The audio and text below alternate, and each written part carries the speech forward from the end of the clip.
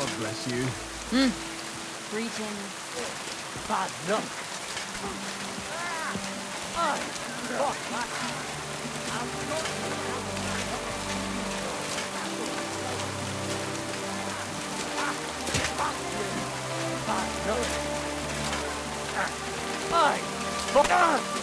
That was... Greetings to you, Henry. I thought the tournament was excellent, and that's partly due to your efforts, for which I thank you. You put up a good fight, and you certainly deserved your victory. Thank you, Nicholas. What was your overall impression? I don't have much experience with events like these, but I thought it was amazing. The competition was good too. A great opportunity for fighters to show off and improve their skills. I agree, and I'm glad you were satisfied. What about the prize? Was it all right? Aye, the prize was great. Nice things, valuable. Nothing to complain about. I'm glad to hear that. I myself think there's room for improvement, but all in due time. Most importantly, the councillors were quite pleased as well. So, me and Fridush have a free hand to organize more tournaments. And we're sure we'll be able to attract more and better contenders for the next tournaments. I also hope the burghers and the council will become more generous over time. Then we'll be able to offer more valuable prizes, which should also persuade more contenders to participate. You're also invited to participate in future tournaments, Henry. You fight well, and there will surely be many contenders who'd like to face you. I'll consider it, Nicholas. You have my word. Sign me up for the tournament. Excellent. What disciplines took your fancy? I want to fight with a sword and shield. All right. Anything else? I'll show off my longsword skills. All right. Anything else? That's enough for me. Pay the entry fee and we are done. Here are the groschen, but I plan on winning them all back. I look forward to seeing your attempt. May Lady Fortune be on your side. Go and see Fridush Kummel on the day of the tournament. He'll have the honor of running the tournament and will introduce you. Or you can stay and wait for the tournament here if you'd like. When is the next tournament? The day after tomorrow.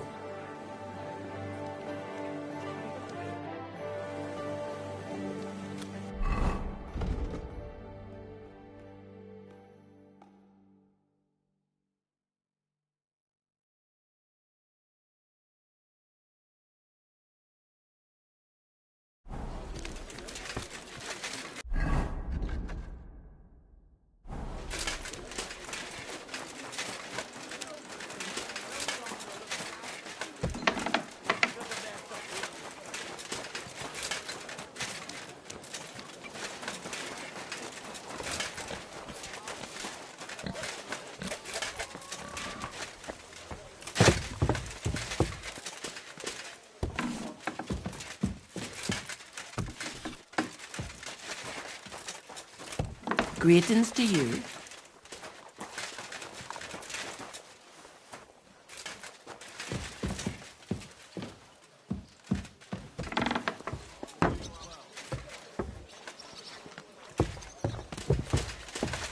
Christ, pardon me.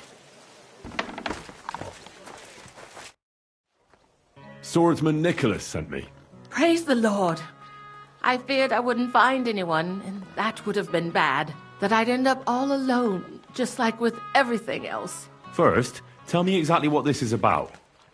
Nicholas said it was fairly unusual. My husband, may God rest his soul, left me saddled with some unpleasant business. He liked to spend evenings in the tavern and bet with the other regulars. And he promised one of them a fair sum of money after losing a bet. But that waster of mine recently passed away, and the other fella, Radmill, the cobbler's apprentice, has been hounding me like there's no tomorrow. He swears that he won fair and square and that I have to pay him the money, although I've hardly any myself. But he has no written record of it. We even went to the city council, but they just slammed the door on us. Since my husband's will says disputes are to be resolved by duel and Radmill won't relinquish his claim, it's up to God himself to judge. As a widow, I have the holy right for a fighter to stand for me. And what's in it for me? I can pay you a small sum, but I'm not exactly sleeping on a bed of roses here. Think of it as a favor to an old widow. I understand. You need the money more than me. Tell me more about my opponent. What kind of man is he? Perhaps we could reason with him. What do you want to know about him? He's a whoremonger, lucky enough to run into that gullible husband of mine. There's no talking to him, which makes me wonder why Cobbler Yolland keeps a leech like that in his employ. I'll fight for you. Thank you. I was hoping you wouldn't leave a poor old widow in a lurch. Go make arrangements for the duel with that fool, the cobbler's man, in the town hall. God be with you, sir.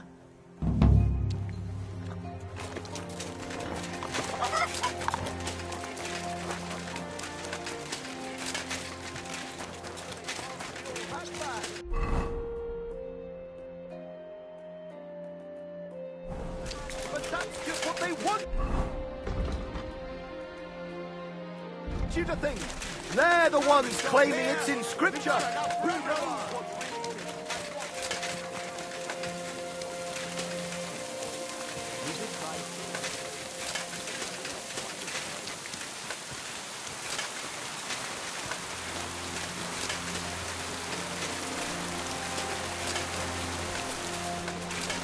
Come and take your pick. You where?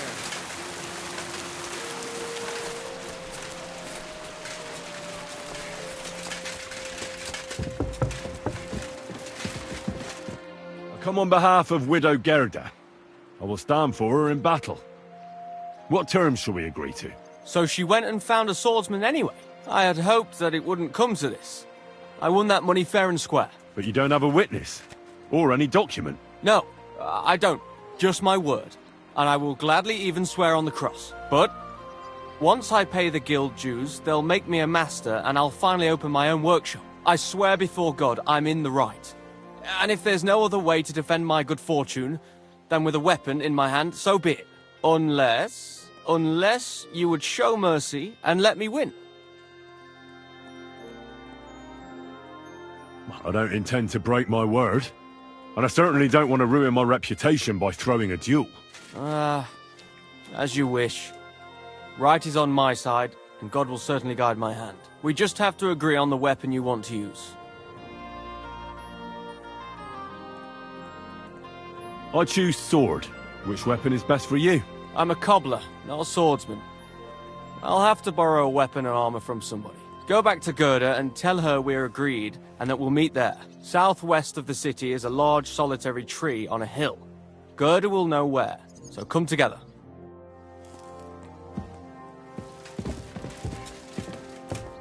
Excuse me.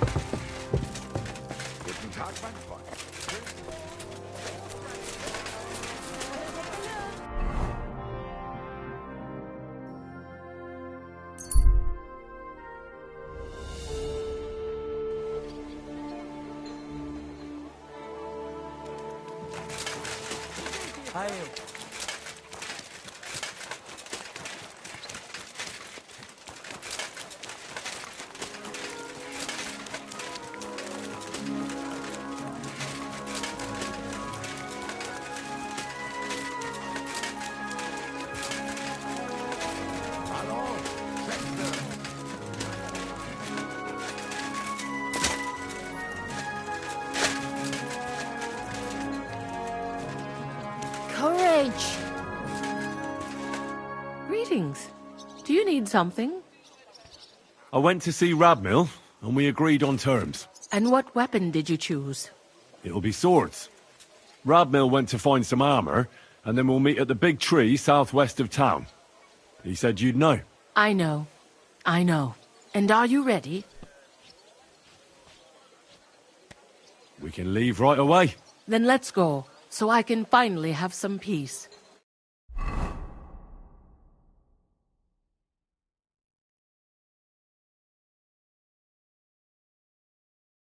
Today, the dispute between Gerda and Radmill will be decided once and for all. If necessary, I will gladly testify as to the recipient of God's favor in this duel today. Radmill will fight for himself, and Henry will take up arms for the widow Gerda. They have both agreed upon the weapons to be used in the duel. No other weapon is allowed. No fighter may move too far from the center of the ring. Whoever runs away loses. The duel will end as soon as someone surrenders or there is no more fighting. No killing. Did you understand the rules? Yes. Yes. Let the duel begin. Come on, let's see what you've got. I'll spread you like butter on bread. You're fighting for me, so do your best.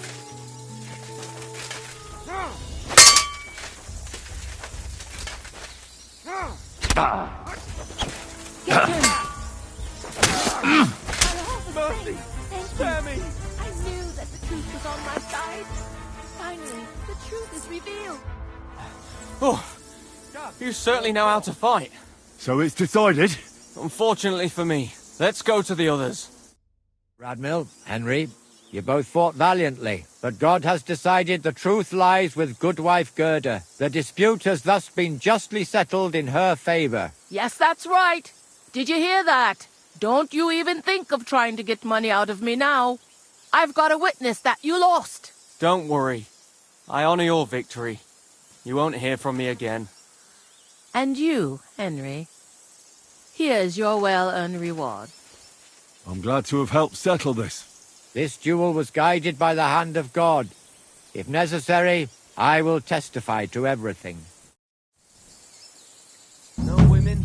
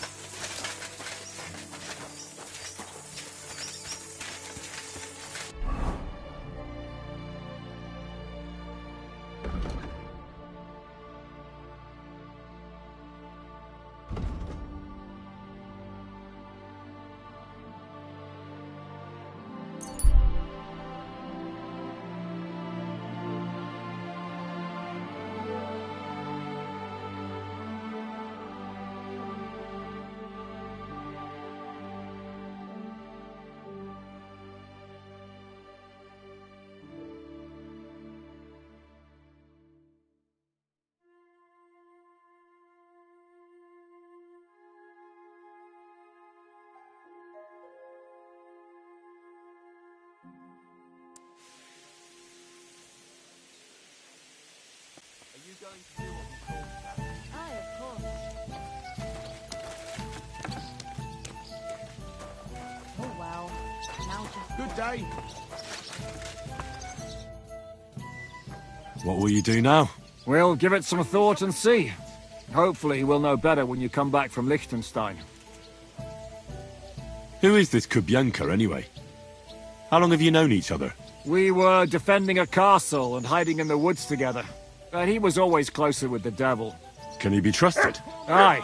When he's sober, that is. When he gets drunk, it's better to keep an eye on him. He's known to provoke until fists start flying.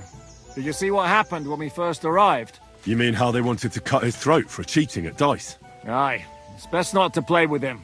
You'd be better off tossing your coins straight into a pile of shit. What should I know about the devil? Just look at him, and you'll know everything. His face reveals it all. I heard he's a nobleman, but he doesn't look like it. He's the captain of Znojmo. but it's true that he doesn't care much for noble manners. He has a foul mouth, and he's anything but chivalrous in a fight. What draws you to him, then? We're both different. That's our strength. I'm in charge when everything goes according to plan. When things go to shit, he takes over. It often turns bloody, but sometimes victory is more important than honor. My God, what now?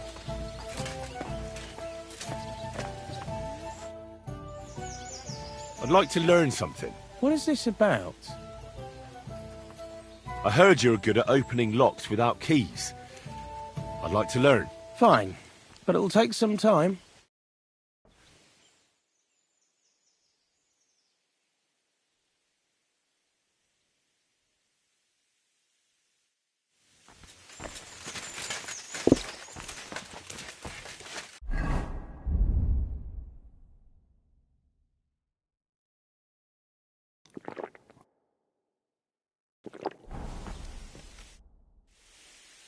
What's new around here, innkeeper? A couple of odd blokes settled down here recently. They don't talk to no one much, but from what I've heard, they've got problems. Who are they? I didn't ask, but surely not the noble sort. One of them's called Pasha, I think. Not sure about the other. Try and talk to him. Maybe they could use some help. I'll give it a try. And that's about it. Sounds interesting. Thank you, innkeeper. I'm sorry. My blood up. Don't forget who you're talking to. The innkeeper said you need help with something. What's this about? Nothing gets past you, eh? Yeah. Wait a mo. I know you. We've met before. Well, it's possible. I've met a lot of people. I know. You helped our Carol out, remember? You carried some sacks together to our camp. Oh, yeah. You're with that fellow with the arrow in his head, right? Exactly. Ah, how could I forget? It's not every day you meet a fellow with a wooden shaft sticking out of his head. So we'll have to have a drink to his memory together. Well, something happened to him. Aye. Our dear Carol passed away. Oh? What happened? Well, everything went to shit. Everything that could have gone wrong, went wrong. We wanted to rob a convoy. A bit of gold, a lot of booze, and 3 guards at most. Only there were a lot more of them fuckers. Shit. It was a bloodbath. I don't even know how we managed to escape. But Carol got left behind. They picked him up and took him away. It's all fucked. Well, if they picked him up, he doesn't have to be dead. Maybe he's locked up somewhere. If only. But that's not what happened. They strung him up. There was nothing to be done. We fell right into their trap, like lambs to the slaughter. Didn't he say the arrow protected him? That it made him unbeatable? But he was! Then how come they got him? I don't fucking know. I don't know how this miraculous shit works. Carol just said it made him unbeatable. And now this. Fuck. So I don't know. I don't know. Fuck. What are you gonna do now? Without a leader? Well, I'm the leader now, but it doesn't matter. Because as soon as we show up anywhere, we're dead. Are they looking for you? There's a price on our heads.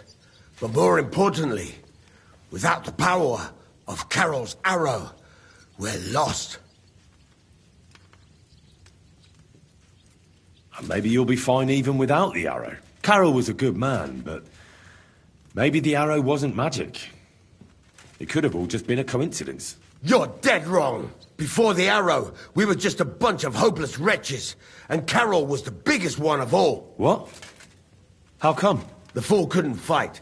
He was useless with a sword, and every skirmish left him with a wound. Once, he was running through the forest, and he got impaled on a tree branch! Would you believe it? Even a tree could beat the fella. But then the miracle hit him. Once, he told me that when he was out of it that time, he heard some saint speak to him. It completely changed him. Well, that's an interesting story. And what does it imply? Look, you're looking for a job, and we need that arrow. How about you help us? I'll pay you handsomely. What do you have in mind? Well, I need someone to find Carol's body. And to get, well, to pull that arrow out of him. Are you shitting me?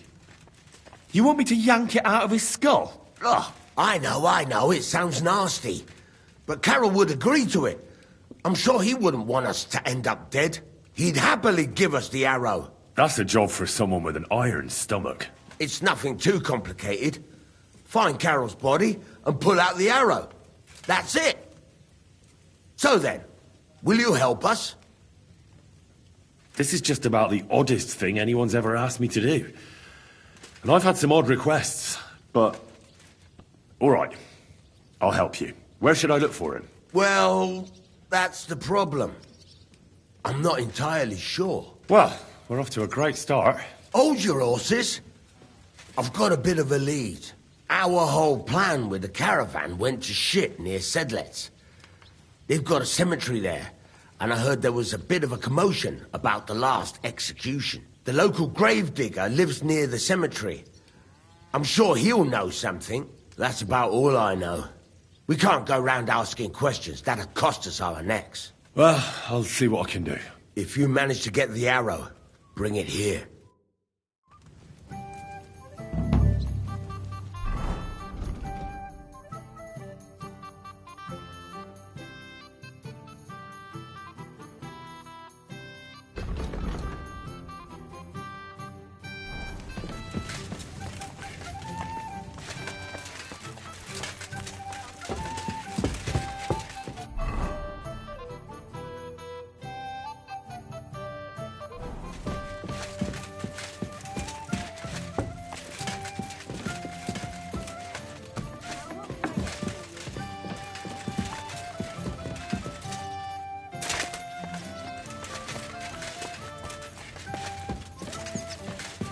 My respects.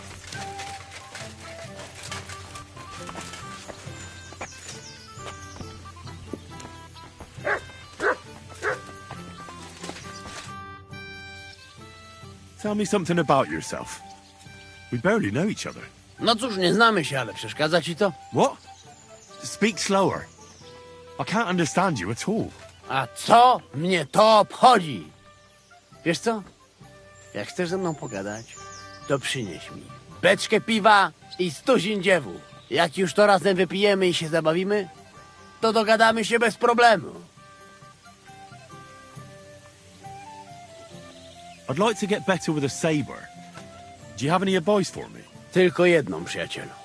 Tnij tak szybko, żeby wróg nie zdążył zrobić uniku. I staraj się stać trochę bokiem, żeby nie dało się łatwo w ciebie trafić. Ale przede wszystkim nigdy nie zaczynaj ze mną, bo zrobię z ciebie sieczkę. Well, thanks then. Even if I don't know what for. How is it that women throw themselves at you? To dar od Boga, Henryku. A może to dlatego, że mam takiego dużego kutasa. Ale mam dla ciebie jedną radę. Jak już zbałamucisz jakąś niewiastę, to spróbuj sprawić jej przyjemność swoimi ustami. Będzie cię bolał język, ale zobaczysz, jaka ona będzie zadowolona. Well, I didn't understand a single word, but I'll take it to heart. Was covered in scars.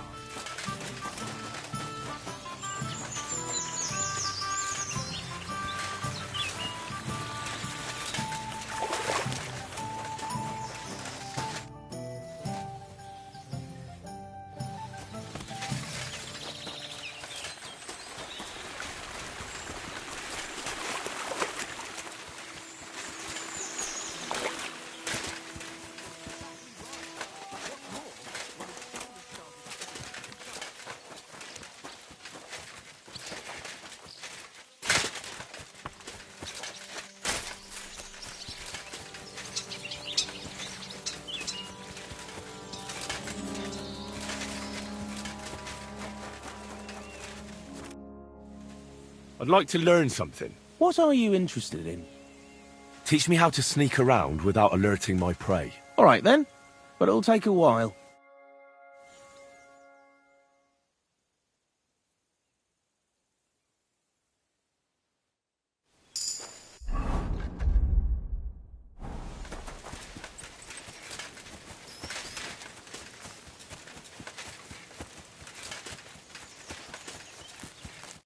You boy, my savior! You free me from stocks. I never forget this. Janos will repay you. Nah, don't mention it. I don't want anything for that. What? You don't want to even hear what I offer? All right. I'm all ears. I'm listening. Really? Aye, really. You want my sausage? You'll never find better. That's all right. Keep it. Ah, if you say.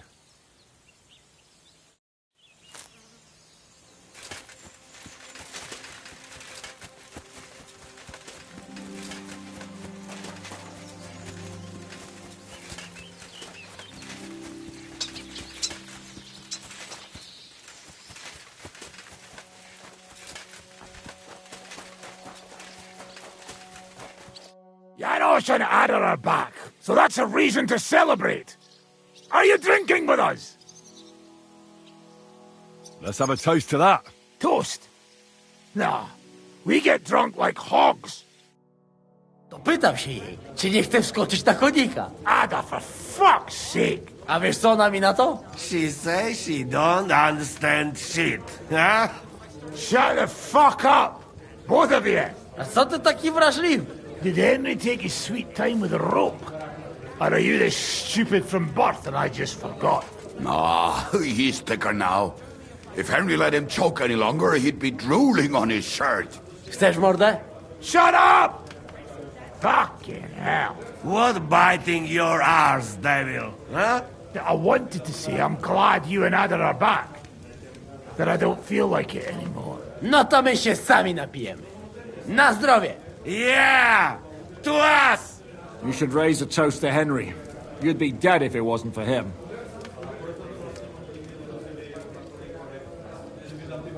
Leave it be. You needed men, so I got them. Don't be modest. You saved those arseholes' hides. They won't even thank you. Shishka's right, you ungrateful bastards. That we should all thank Henry for bringing us to the same table again. So, to Henry. To all of us. I hope it not fuck up again soon. To us and to Henry. He's one of us now. I glad to drink to that. To Henry. Za tę śliczną cycatkę z łaźni. Only them? You have more, no? Tell us about it, Henry. What happened? Bahuta has decided to redeem himself, so he could pass the Lord's judgment. Co za jełop. Nawet Bóg ma go w dupie. Ha! He got to try hard. Wake up before sunrise, pray, give up meat and beer, and the woman's. Fuck, poor bastard. What about the rest? And Raniek is dead. Somebody rammed dice down his throat. Not quite, but it was dice that paid him back in the end. Kurwa! Dał słowo, że tym razem na pewno wygra. Ale znamy się jak łyse konie. Miałem go lepiej pilnować. Don't feel bad, hey? He not want help, and he don't deserve it. What about the rest? I also found Matthew, but he grew tired of your pack. He prefers robbing old crones by the road. Zdradziecki, zapluty szczur. Jeśli wejdzie mi w drogę, zatłukę go, kurwa, jak świnie! What did he say? Nothing nice, I'd imagine. But he forgot to add, kurwa! That's it. That's everyone. So, we are the only ones? Unfortunately. But the best remain. So, to loyal brothers in arms. Yeah, to us! Long live us!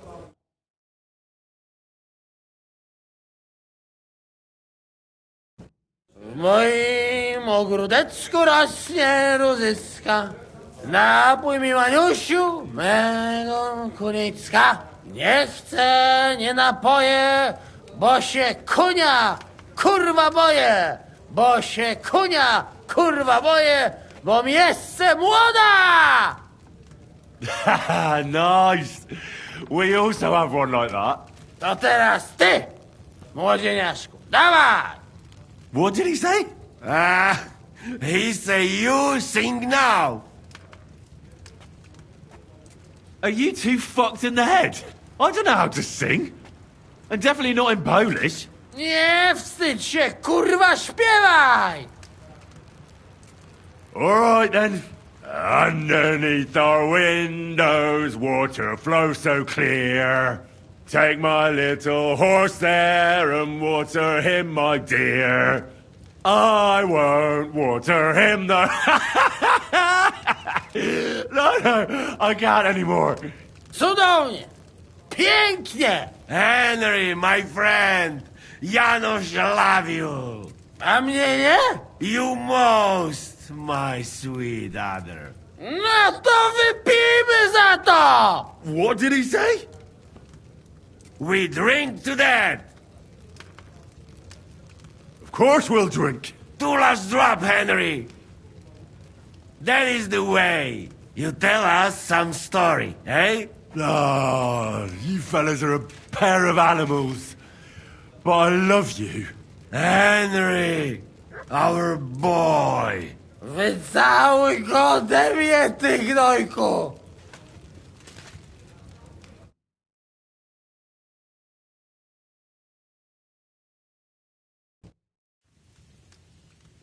Oh, kurwa.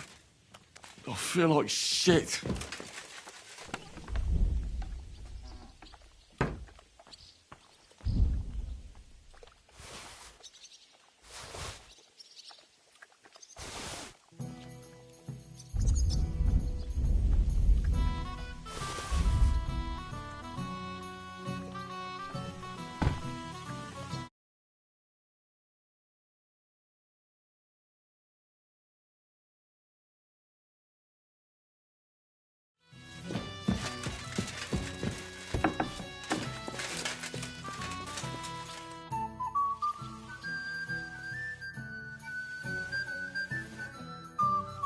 Where'd you learn how to shoot so well? Well, where would you say? It wasn't in the royal palace with that fleshy master archer. You can be sure of that. It's the result of years of practice. You'll soon find out live targets are the best.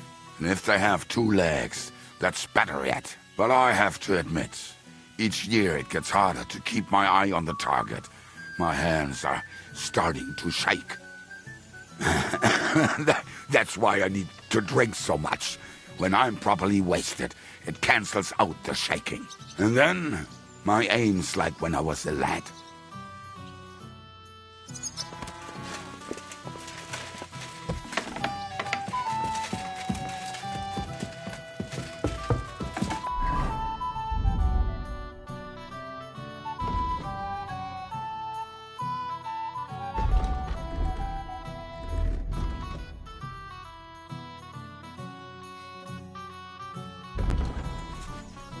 What was it I wanted?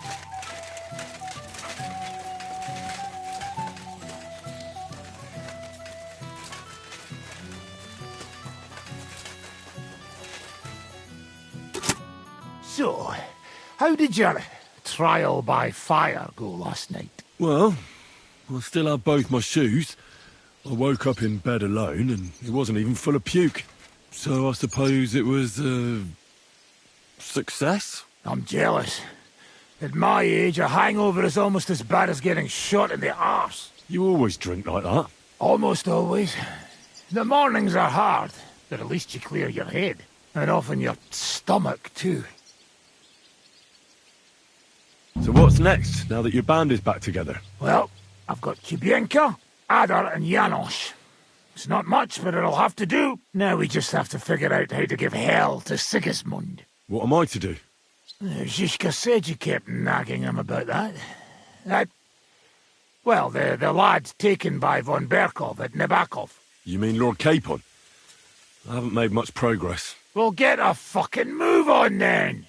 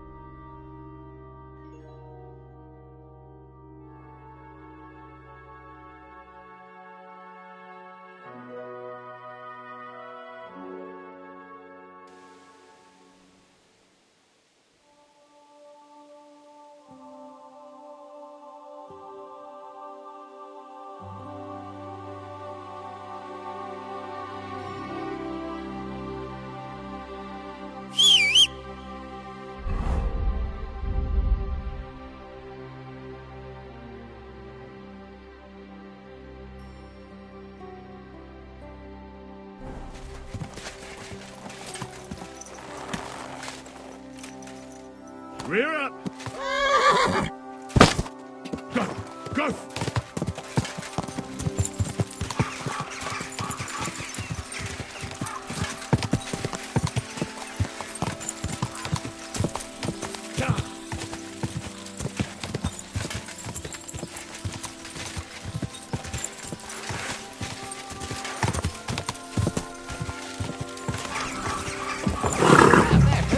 Nice and tight. Boom.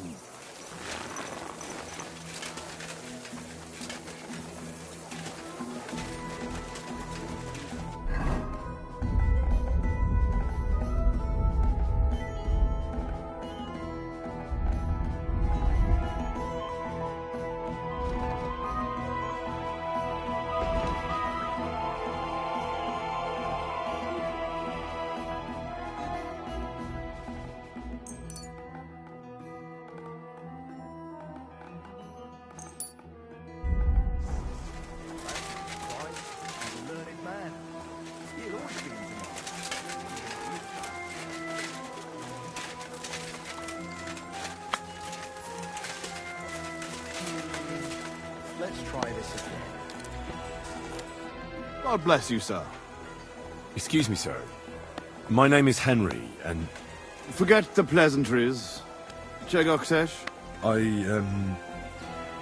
I've come about Sir Jerzek of Holochlawi.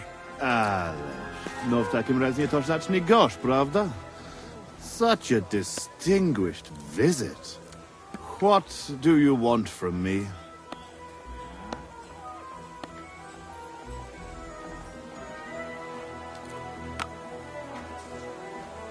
I want you to give him his things back. His armor and horse. Oh, you want them, do you? Well, I suppose I ought to get right to it. And toss in a few extra groschen on top, eh? I'd rather let the armor rust than give it back to Jerzek. Did he even tell you how he lost it?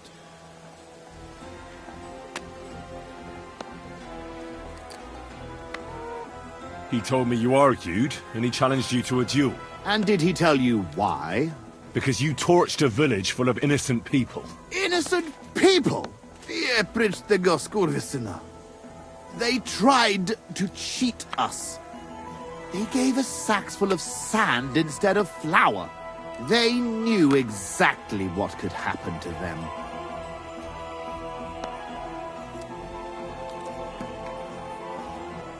But I understand that you're mad at Jerzek, but he needs help. It's just not right for a lord to become a thief. So that is what his lordship from Holochlawi is doing now. What else is left when you've taken everything from him? You're the only one who can do anything about it. Yes, maybe I can send my men to drag him here in chains and lash him with a whip.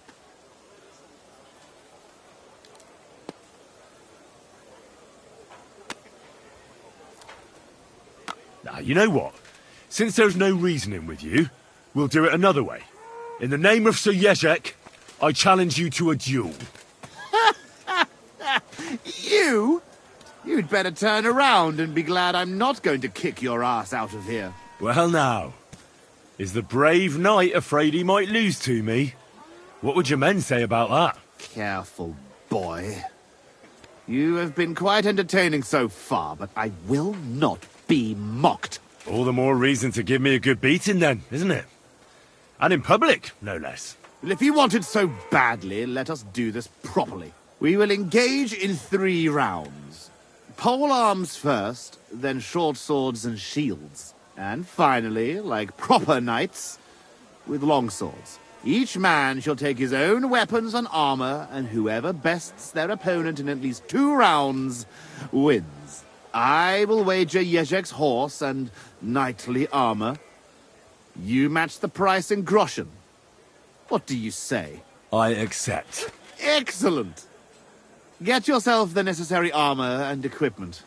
When you are ready, bring me the coin, and we will start.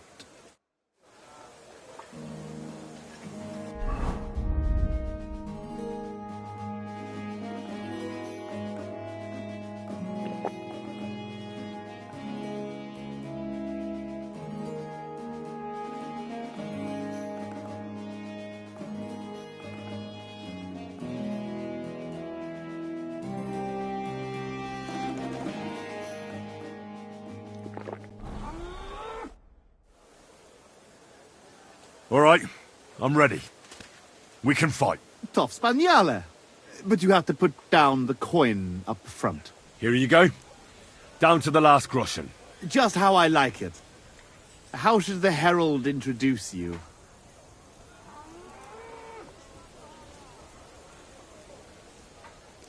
I want it to be known that Henry of Skalitz defeated you, and that he did it for all the common folk who had their roofs burned over their heads because of the likes of you. Very nice speech. But let us see how you talk when I knock some of your teeth out. Come on. I cannot wait. Hail, gentlemen, brave knights, loyal comrades. Today, we will witness a duel between Sir Zavish of Garabov, called the Black, and Henry of Skalitz. Henry, a commoner, will fight today in the name of Sir Jezek of Holohlavi. The noble lord of Garabov has decided to accept the challenge because of this very fact. With 3 duels, they will settle once and for all the disputes between the Lord of Gabov and the Lord of Holohlavi. I ask both combatants to take their positions and take up arms. Let the clash of pole arms begin. You've no chance against me. Shut up. Wanker!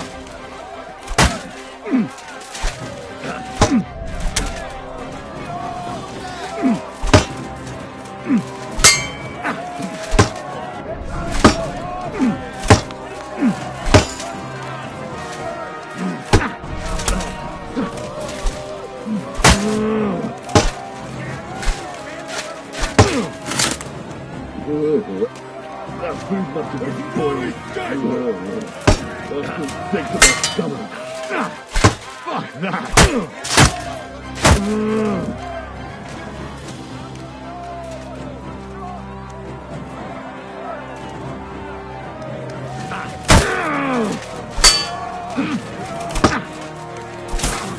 Wanker!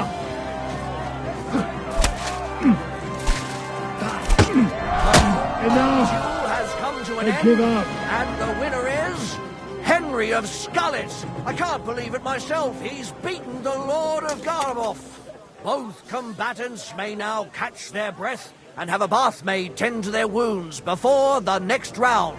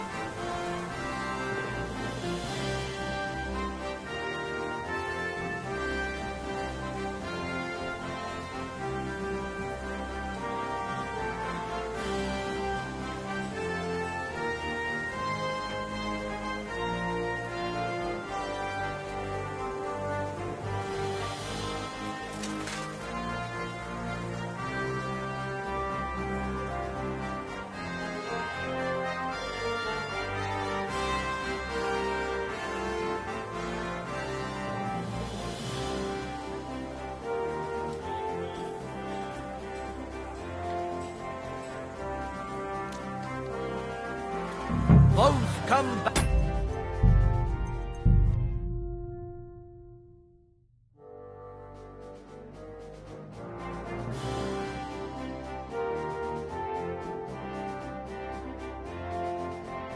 Are ready for the second round. The duel with one-handed weapons can begin.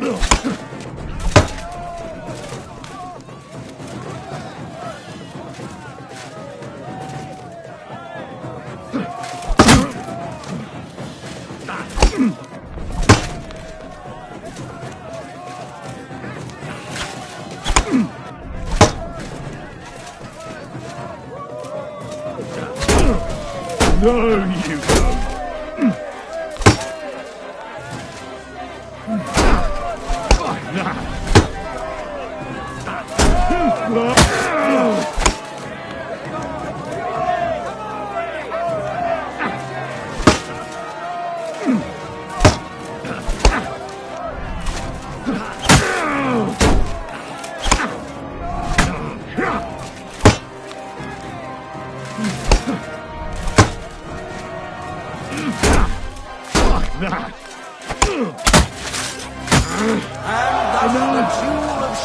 Comes to an end.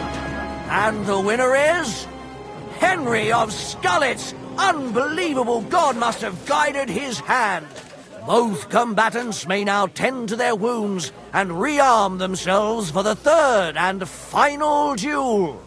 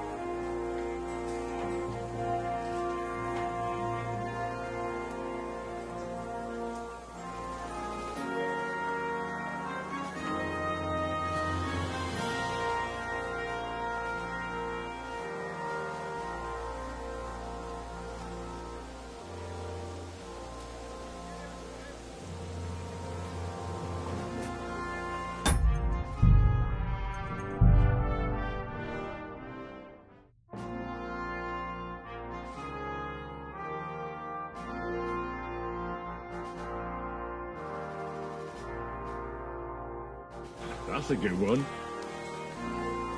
The noblest fight begins.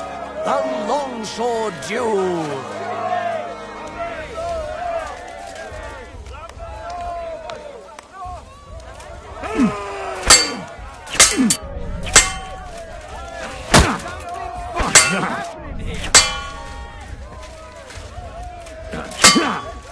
No shot.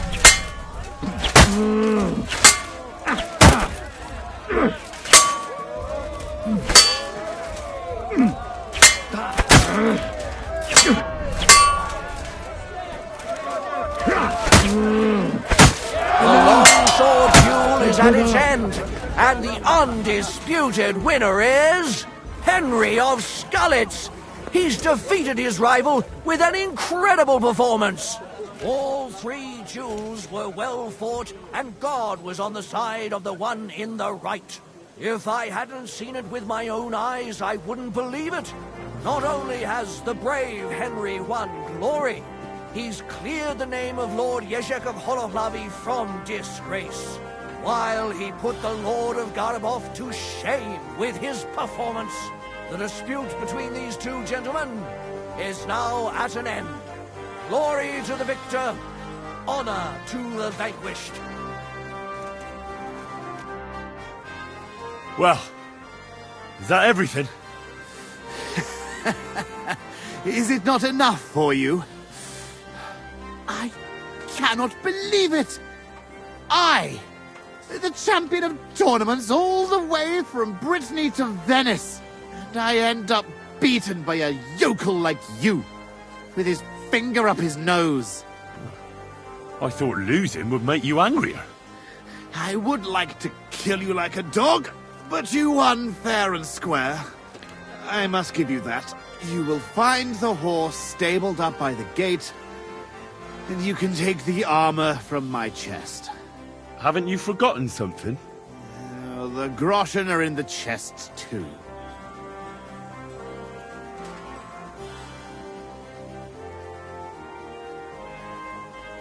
All those poor people whose village you torched finally got justice. I'm sure it will warm their little hearts when they're digging through the ashes for a bit of flour they didn't want to give us.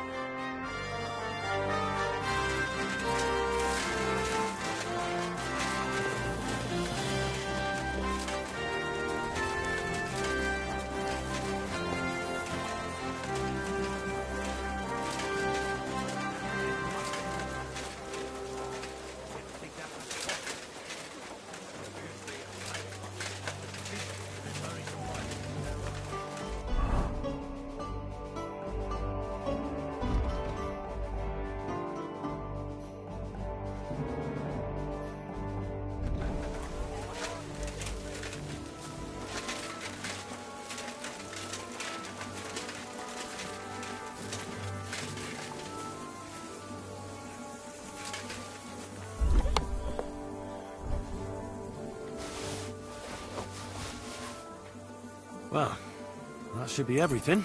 Jezek's sure to be happy.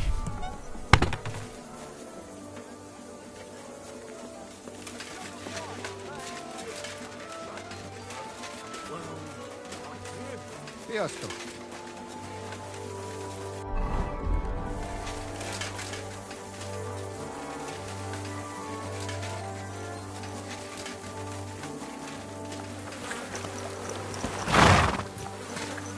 Hey there, pony. If only you knew how much trouble you caused me, friend. But I'm sure Jezek can't wait to see you.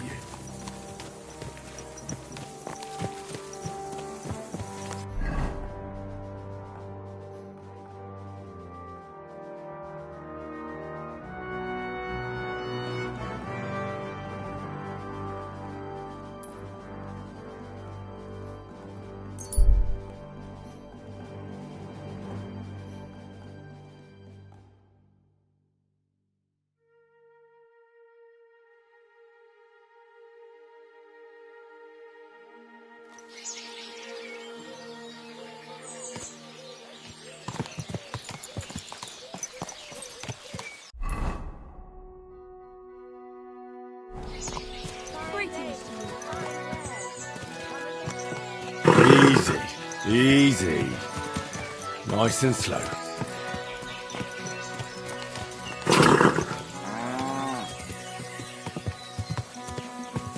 Go!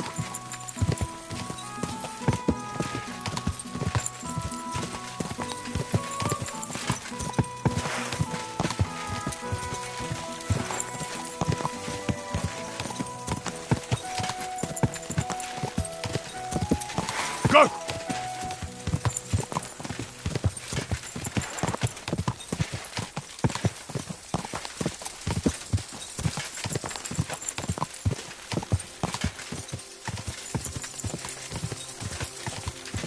Quick! God!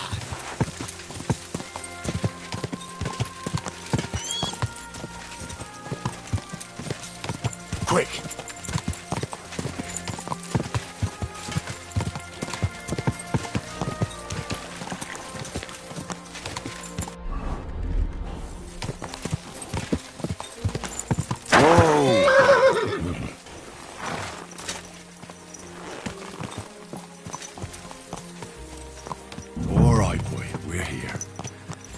sure your master is waiting for you. Lord be with you.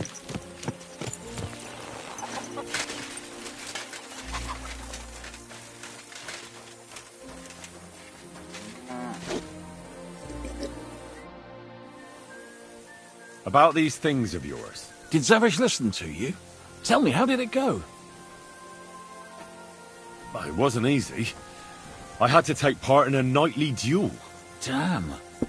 He didn't hurt you too much, I hope. Well, that fella? Come on. He hardly had a chance to blink and he was on his arse. He hadn't a chance against me. But he's a tournament veteran. You have my admiration, lad. What about my Gringolet?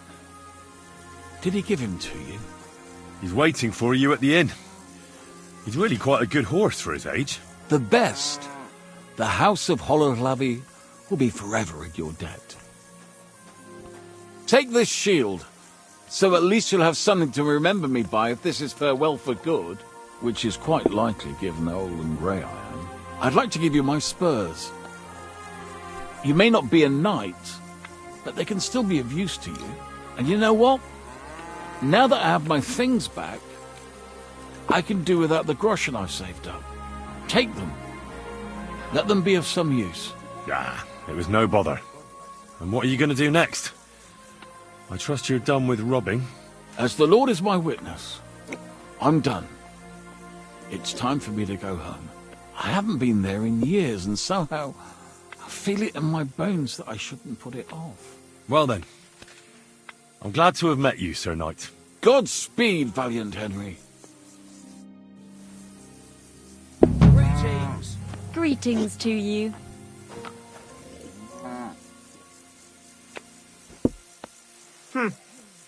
I wonder what else today will bring.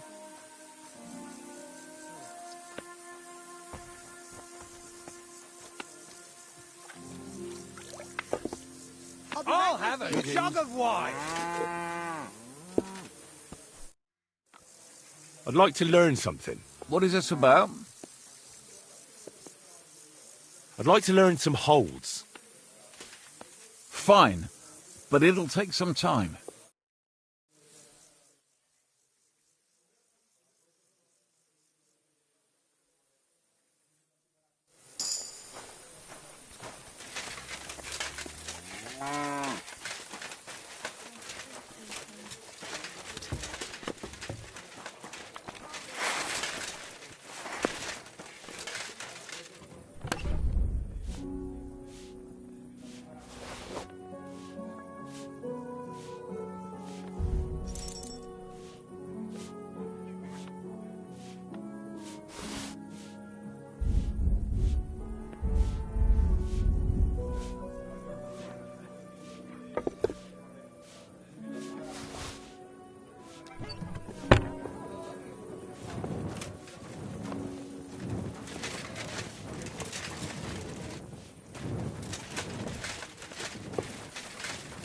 Blessings to you.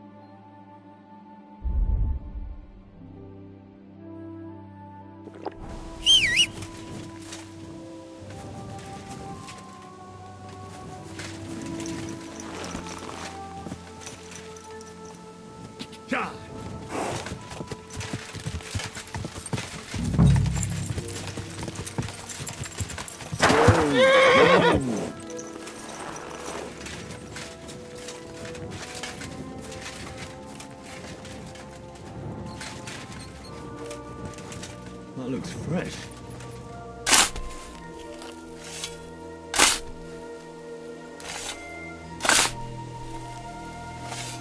Oh, shit.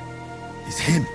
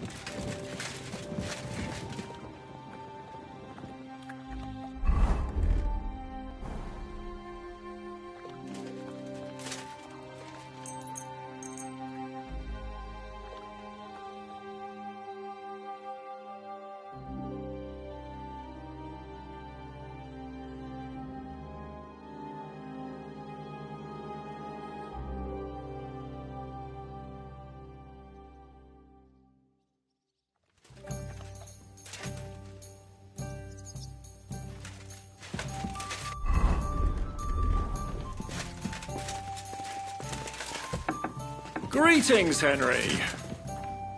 Captain!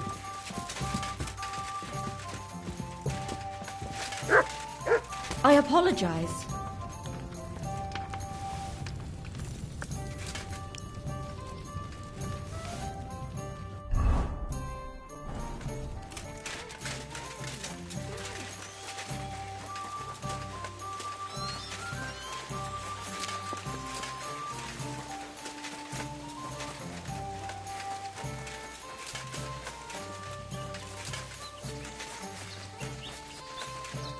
What can I do for you this morning? I need to take a load off. I can smell it from here. Do you have some pretty girl here who could, keep me company?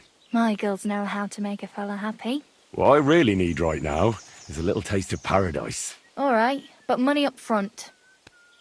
Let's talk about the price. Certainly, no problem.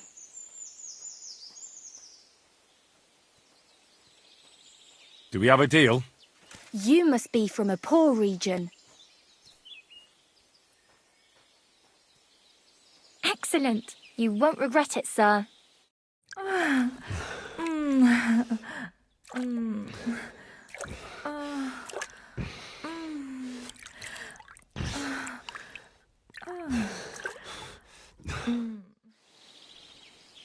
You don't see stamina like that every day. See you next time, warrior.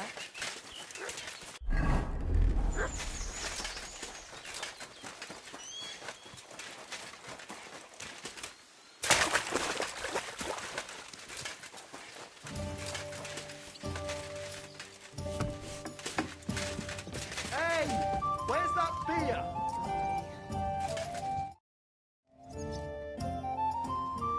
I'm looking for Pasha. Have you seen him around here?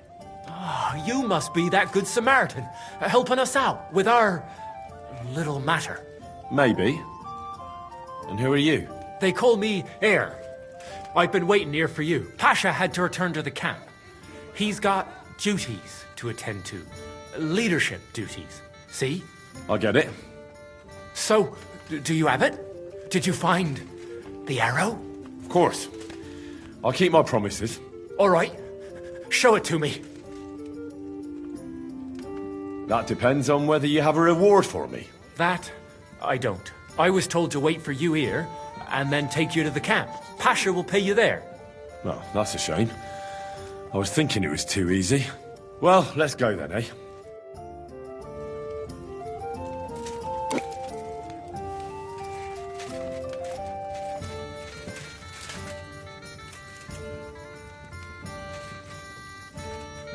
One beer.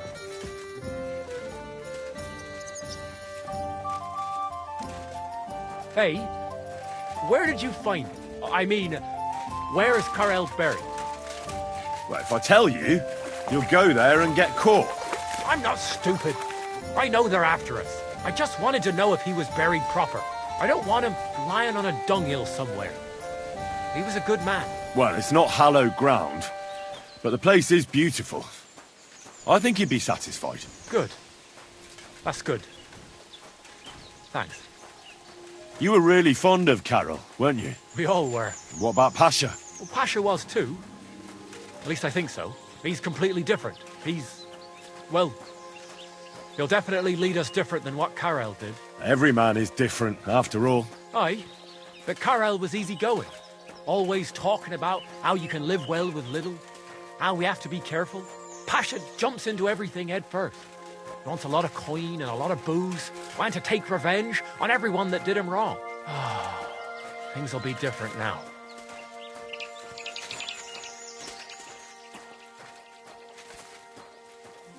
Seems like with the arrow, you'll soon be back in action, eh? I think so, yeah. And I'm afraid it'll cost us our lives. Pasha will never be satisfied and we'll end up in some nasty shit. We might all be for the chop. You picked a risky trade. I really don't want to go back to the camp. I feel like something's coming, and it won't be good.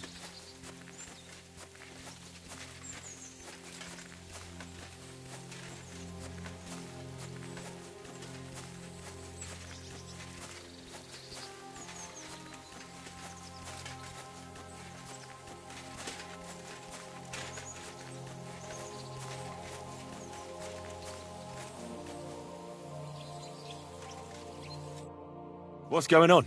Hey, listen up. Pasha mustn't get the arrow. If you give it to him, well, you'll be killing us all. The man doesn't know when to stop. He'll drag us on raids we won't come back from. What do you suggest? Give me the arrow. I don't have any coin to pay you for it, but you'll be doing the right thing. You'll save a few good men from certain death.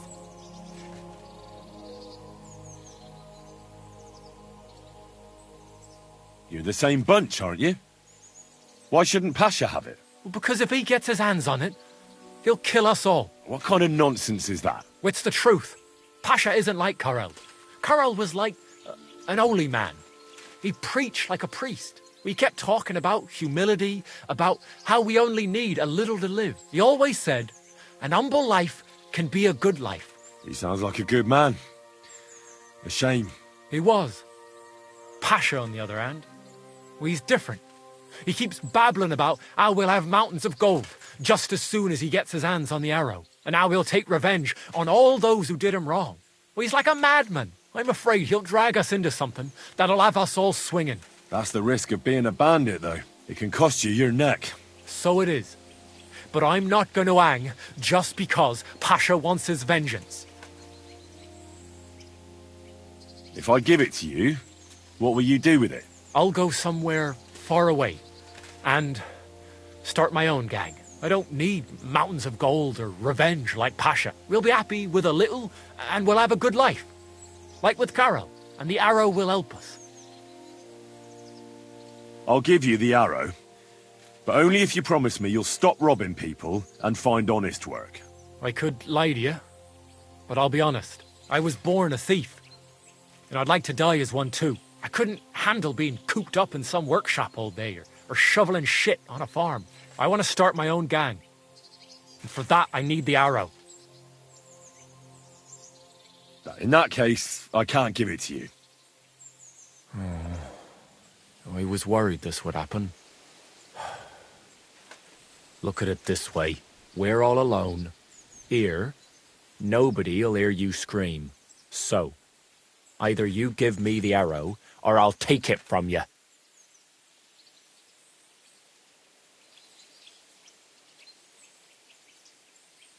Take a good look at me.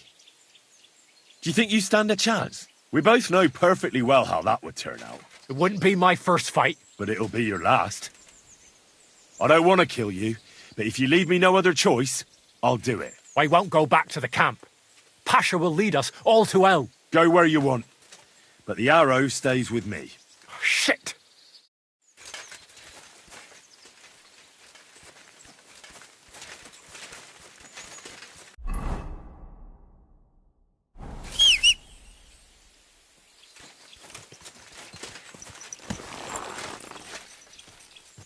Quick! Quick!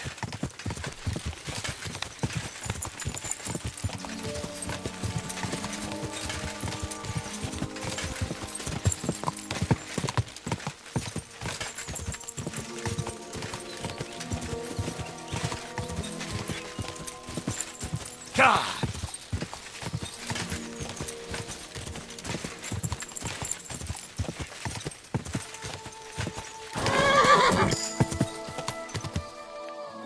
Whoa!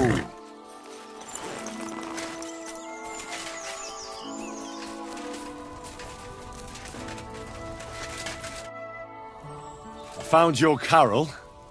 He's buried in Sedlets. Glory to the Lord. And the arrow? Do you have it? I do. And I'll tell you, getting it was weird.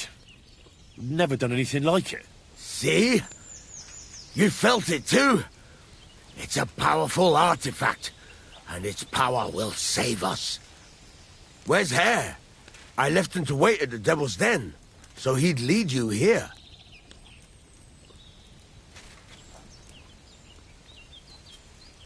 I've no idea where he is. I didn't see him. That's just like him. Can't be relied on. That young fool thinks he's got the wisdom of Solomon, but he'll come crawling back. He'll be hungry, and then I'll deal with him. But back to the task at hand. Give me the arrow. Here it is. That's the one. Incredible. I can feel the power. It really is the one. Lord, thank you for this gift. We'll do great things with it. I'm glad you like it. Now, what about my reward? Hold on, lad. We're not done yet. Back then, it was me that picked the arrow and shot it. First, it seemed like an accident. But it was the hand of God that guided me. Through this arrow, our Lord sent down incredible power to one of his flock. And now, it's my turn! Just like Carol before me, now I'll receive the blessing of our Heavenly Father. Wait, what are you talking about? Today, it will be you who blesses me with the arrow, friend, and we'll never go hungry again. Wait, you want me to shoot you in the head? Don't be afraid. No, it will endow me with great power, and then I'll lead my companions to abundance and plenty. If it's really what you want, I'll shoot you. Don't think of it as shooting. I want your arm to be guided by the arm of our Lord, who shall bless me this day. You shall be his servant. All right, then. Here's the crossbow. I'm ready. God bless us. Glory to Pasha! Arrow! Arrow! Arrow! God bless us! Come on! Let our Lord speak! The arrow killed him. We're done for. Have mercy! Have mercy!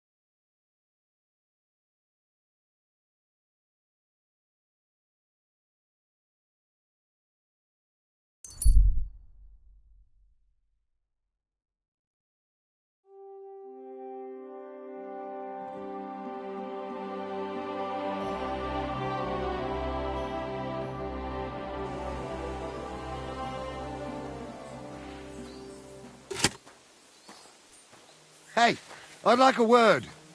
How are you? And what do you need? To have a little chat with you. Come here. Give me all your weaponry, now. All of your armor, too. Or I'll hack you to pieces. You're not getting a thing. Kiss your arse goodbye. Ha!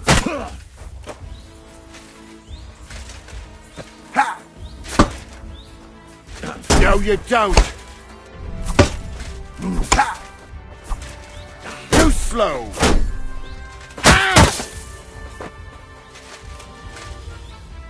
Die, you wretch!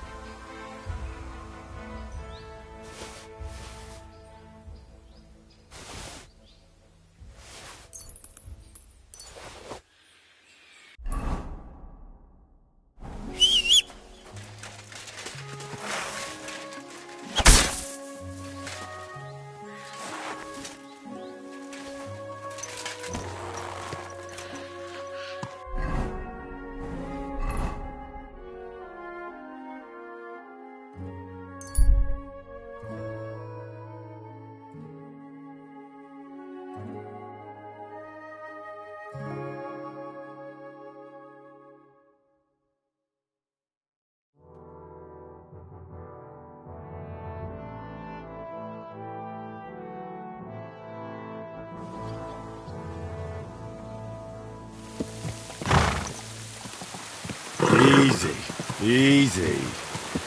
Nice and slow.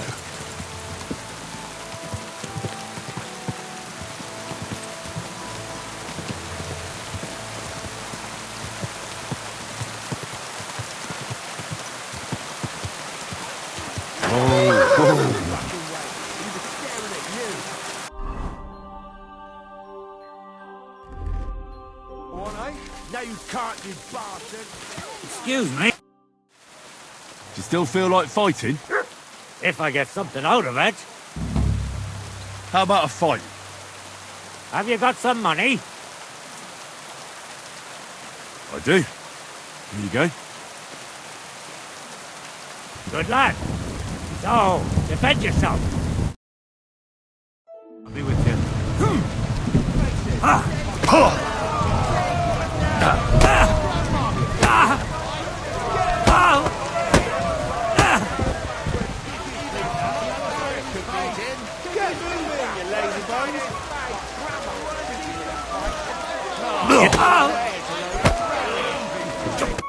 You were fucking lucky. Are you sure it was luck? Absolutely.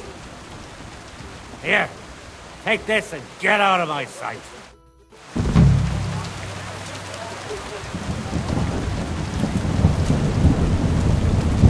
Excuse me?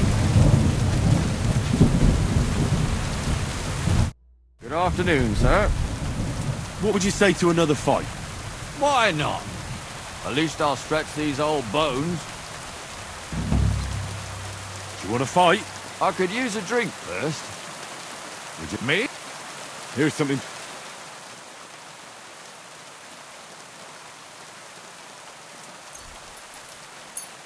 Oh, he's poop. Now, do you... No.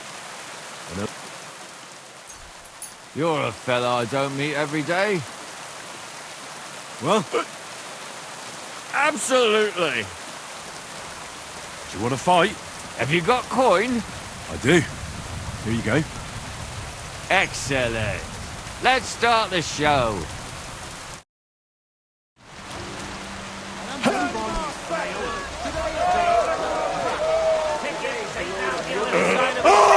Cheers. Cheers. Hurry up.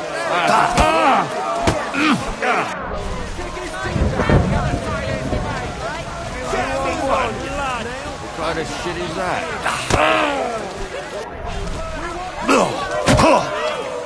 Still believe in yourself? 2 on 1? What kind of shit is that?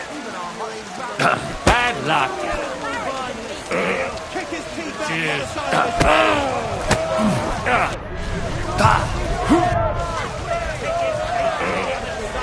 Cheers. Come on then. 2 on 1.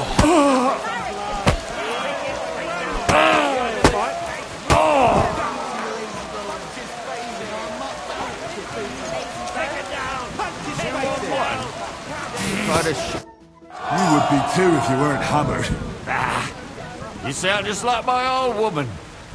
But fortunately, she never beat me in a fight. This is yours. Here.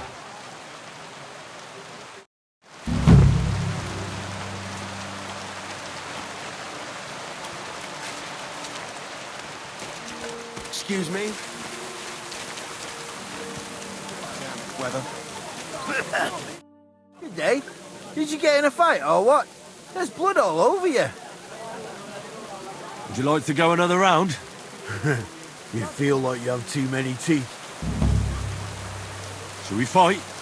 Maybe. Do you have coin? I do. Here you go. That's that. Ready? Aye. Farewell.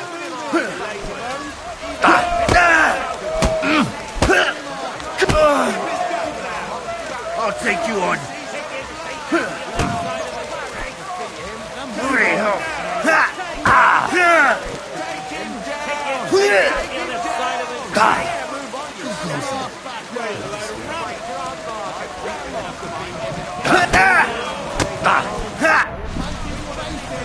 Hey, that's that.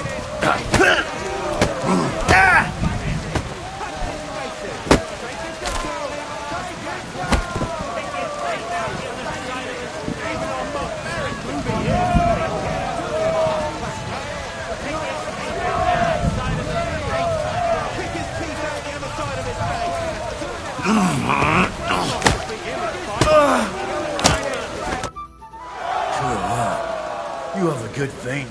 Thanks for the fight. Yeah, right. I reckon I'll hardly be able to move tomorrow. Here, I'll get lost before I catch my breath.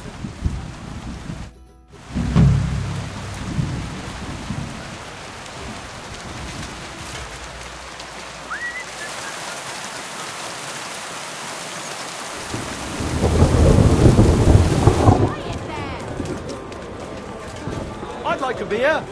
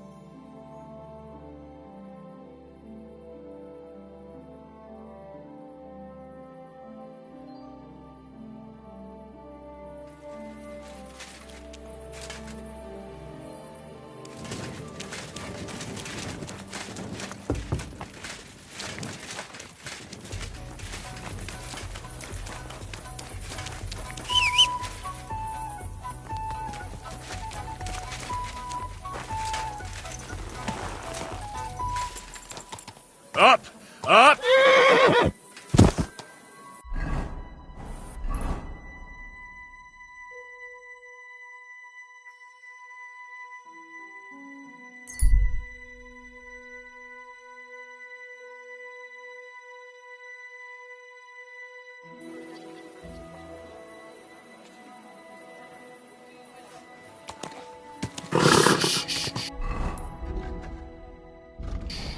Easy, good horse.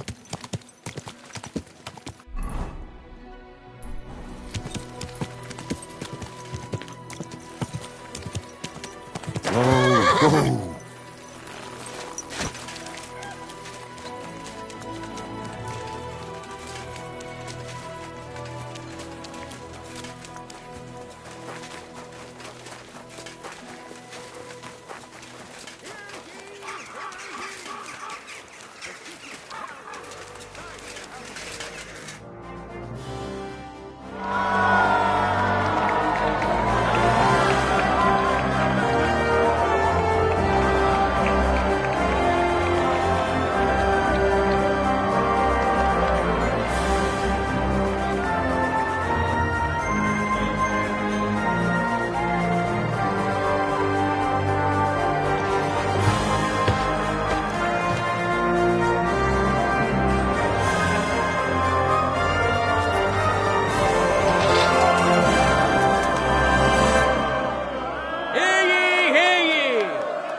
Esteemed citizens of Gutenberg, the local sword-fighting brotherhood has organized the tournament this city so justly deserves. That's why we've been graced by the presence of our esteemed counselors. They too are eager to see who will stand out above the rest and become the champion. So let's start by hailing those who will be competing for the title. I see you're eager, but you don't have any tournament gear. Don't worry, we'll fix that. Careful! We'll see a duel between two skilled and seasoned fighters.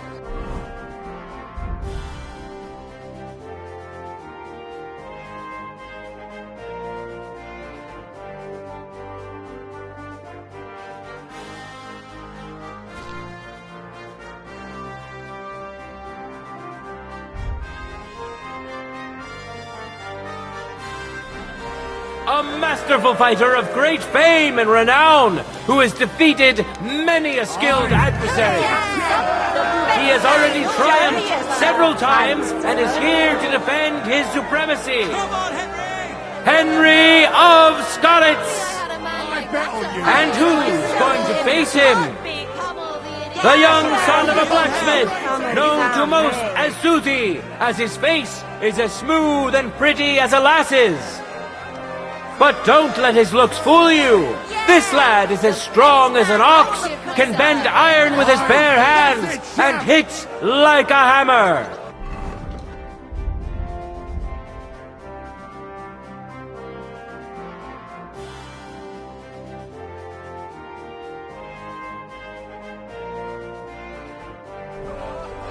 Enjoy the duel that will soon follow! That's right, just like that.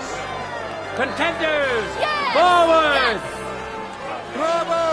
Bravo!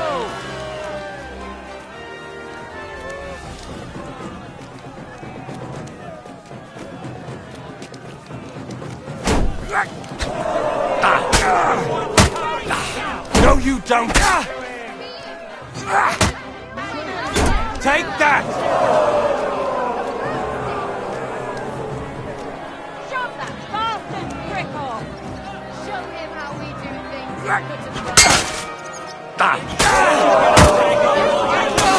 Covering himself!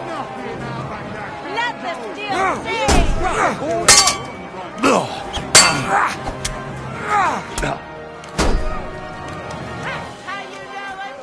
I had no idea you could even do that. End of duel! Spare me! Went to this skillful swordsman who displayed truly beautiful technique. Henry of Skalitz! It seems Lady Luck is on his side. Let's see how fickle she is today. Let your steel ring! Fight!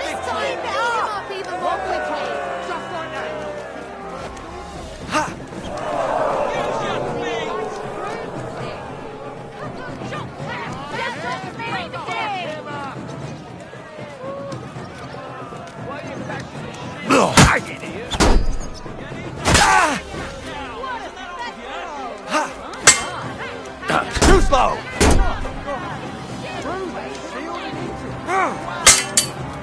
No, you don't! End of duel! Mercy! Leave me be! It's decided! An outstanding display of prowess on the part of the victor! Henry! Henry!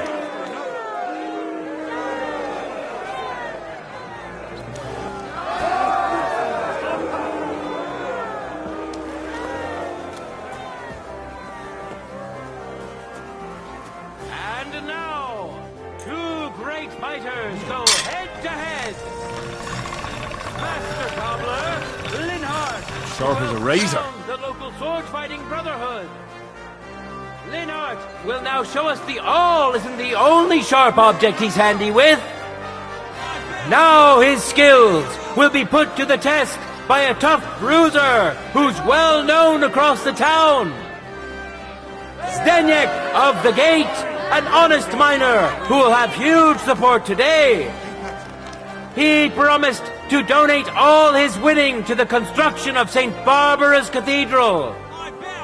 Who'll taste the glory and who'll feel the sting of defeat? That will soon be decided. No time to lose. Get to it.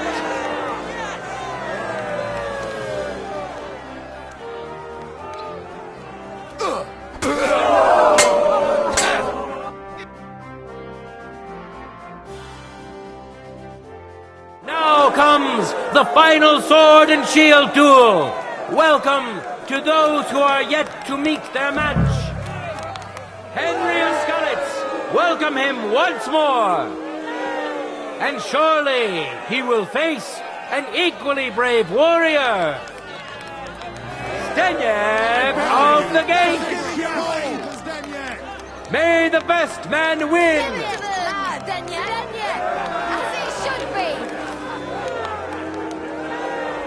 Glory! Hurrah! Fantastic! For the glory of Gutenberg, let the duel begin!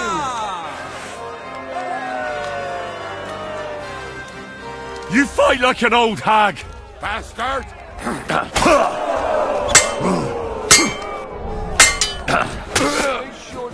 all night. End of duel! Mercy! First duel! Henry of Skalitz, who has already triumphed once today. It seems Lady Luck is on his side. Let's see how fickle she is today. Let your steel ring! Fight!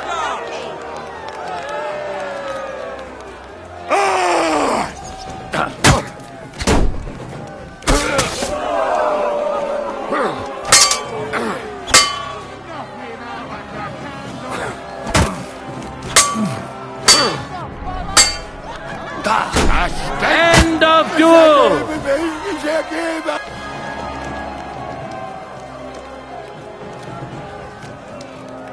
The deed is done! The winner of the sword and shield discipline is a nimble, skilled fencer who has yet to be defeated. Henry of Skalitz!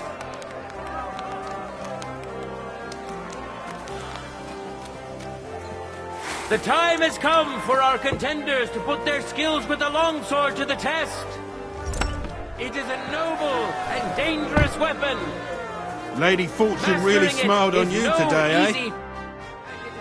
I need equipment for the next round. Of course. Just a moment, I'll help you put it on. See you later, my friend.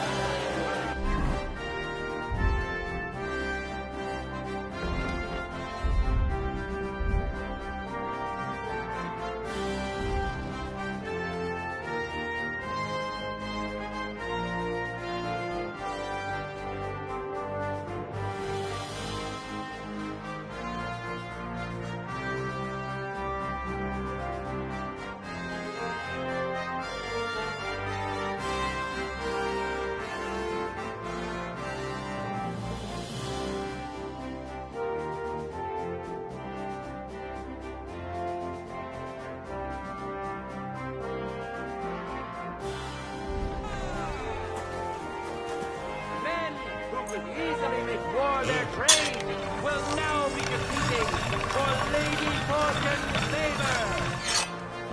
Winner of the sword and shield discipline, Henry of Skalitz. We know our first contender. Yes! Now let's see who'll pit his strength against him. Matthew the Minter. He entered the tournament to win over the hearts of a fair maiden whose name he was too shy to reveal. Show yourself, handsome. But we all wish him luck and hope Dorothy will reward his bravery. Watch closely. We'll now see whose skill proves to be greater.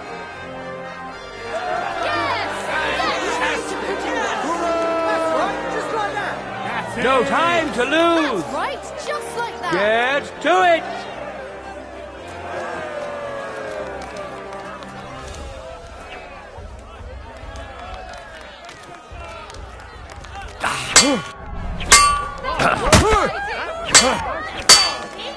Just him. Nach was?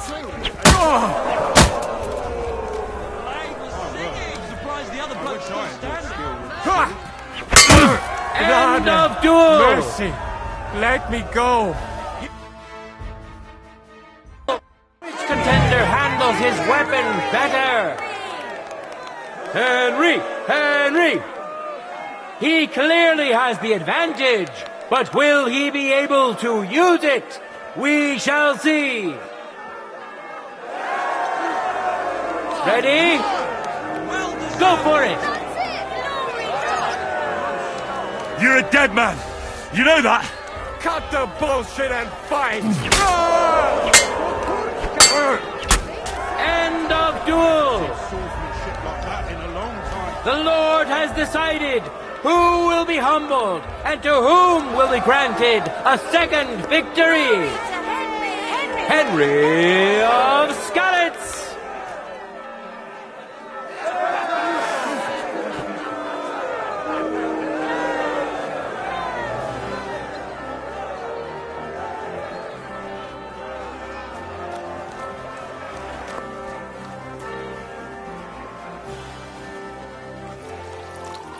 And now, two great fighters go head to head. Master Cobbler Linhart. And which worthy opponent has Lady Fortune chosen for him? Master Mason and Stonecutter Lawrence, known as Lame ever since a certain mishap.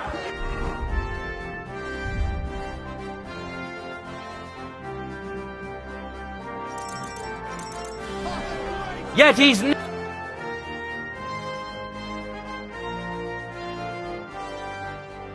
Here we are! We'll soon know the winner of the longsword discipline.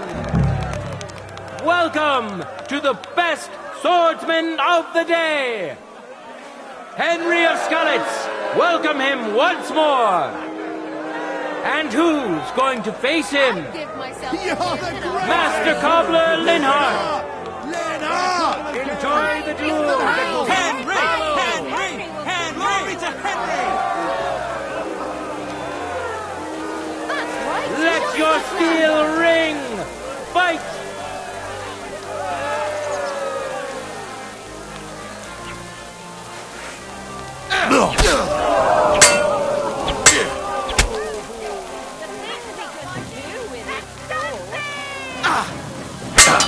End of duel!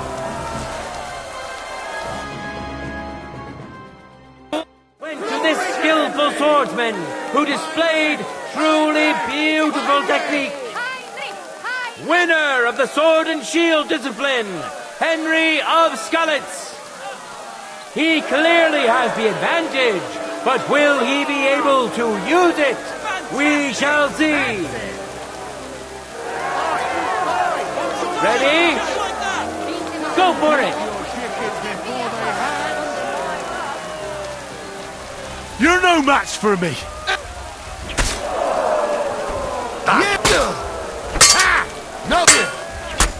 End of duel!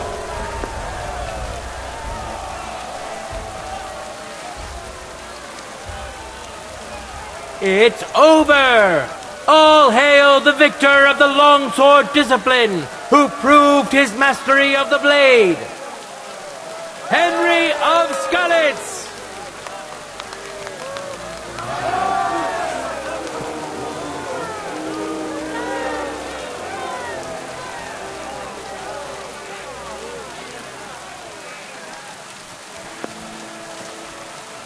Now for the last discipline of today's tournament. The contenders have donned their heavy armor and are ready to show off their skills. You really wiped the floor with them, one after another. I'll have to bet a few groschen on you next time. I want to return the tournament gear. Wonderful. I wish everyone else was as thoughtful as you. All right, it's all here. Thanks very much. See you soon, my friend.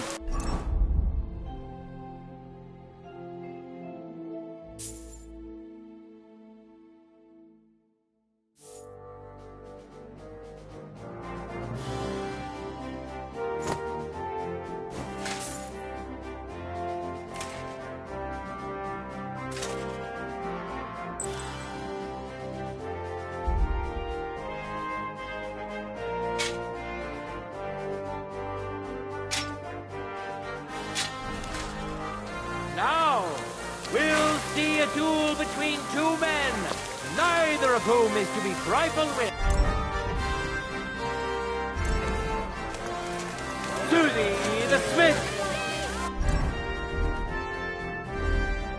And now, he's going to face another brave warrior. Denyek of the Gate. Who'll taste the glory and who'll feel the sting of defeat? That will soon be decided.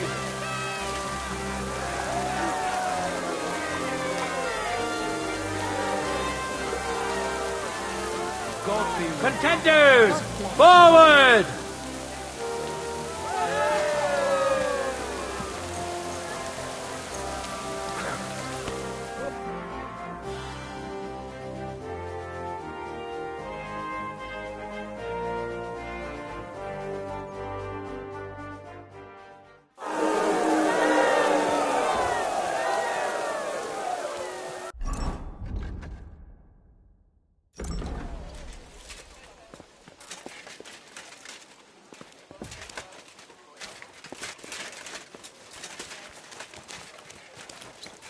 You're always welcome here.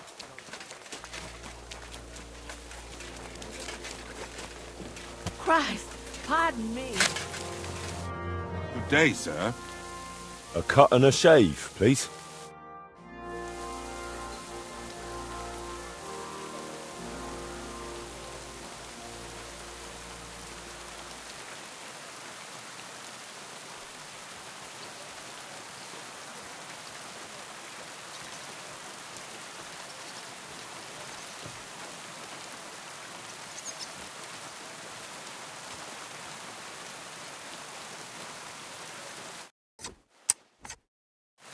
That was a close shave, wasn't it? Oh, come on. It was funny.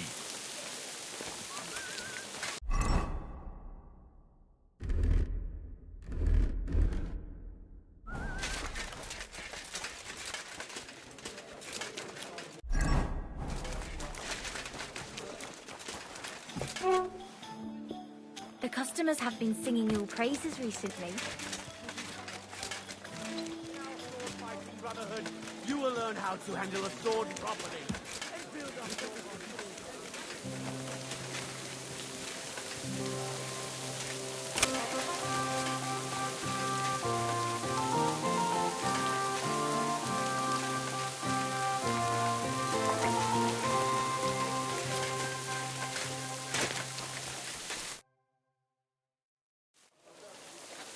I have not changed my answer. I will not sell you the rights to my mines. Not today, not tomorrow, nor in 100 years. You will not get your hands on my silver. You forget I have influential friends. If you won't sell the mines, you'll lose them. Just like Malishov. Along with your life, if you defy me.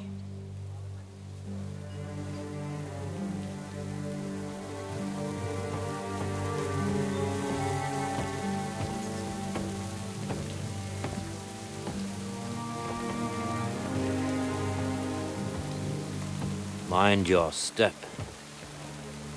Two can play that game.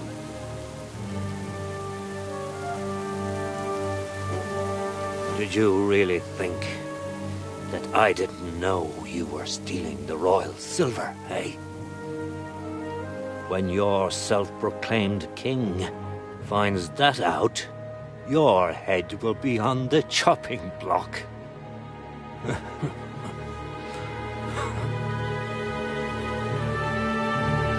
Seize that traitor!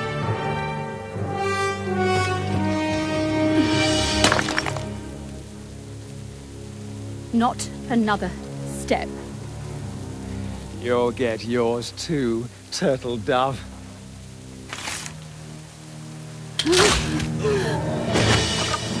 What are you waiting for? Can't you see? They're threatening the Royal Mint Master!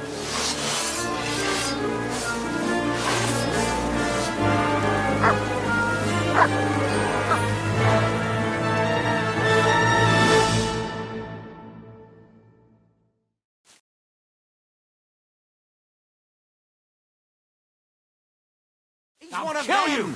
Get him! Come on! Nice.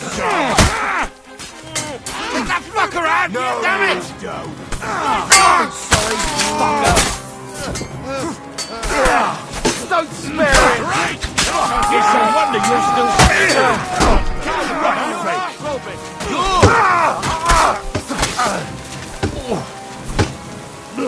I said, come on! Show what you're made of! You hey, get him!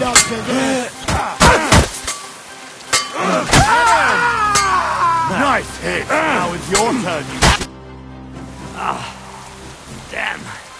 They gave me a going over. Good thing you showed up, lad. You alright, sir? Looks like you took some hits. It's just a scratch. Papa! My God! You're hurt! I'm all right. What the hell was that, Rosa? I saved your life. Didn't you notice? We would have been in the right if you hadn't taken the shot. Now we have the blood of the king's men on our hands. Do you have any idea what this means? Was I supposed to let one of Sigismund's lackeys insult us in our own home? And you thought this was a better solution? You know what? Let's just leave it be. I don't want to argue in front of the young man here. Apologies for the mess, stranger. There aren't usually so many corpses strewn about our courtyard. Should I get rid of them? Absolutely not. We'll call the guards and tell them what happened. That Ulrich Vavak and his men attacked us for no reason. You think that will make them let us off the hook? Not for free. But knowing young Plimo, the commander of the guard, I'm sure he won't refuse my coin. But back to you, lad. Who are you? And why have you graced us with your visit? I'm Henry of Scalitz, squire to Lord Capon of Perkstein. Pleased to meet you. Conslin Routard. And this feisty creature here is my daughter Rosa. Like father, like daughter. Why did your master send you to me, Henry? He didn't, sir. Unfortunately, he's in enemy captivity. We're sorry to hear that. But I plan to rescue him. And I believe you can help me with that. We can? How? Lord Capon is held at Malashov. Our Malashov? I don't envy him. I was planning on fixing the roof before they took it from us. It's full of leaks. I doubt its new master will lift a finger to do anything about it. But tell me, why would I meddle in matters that don't concern me?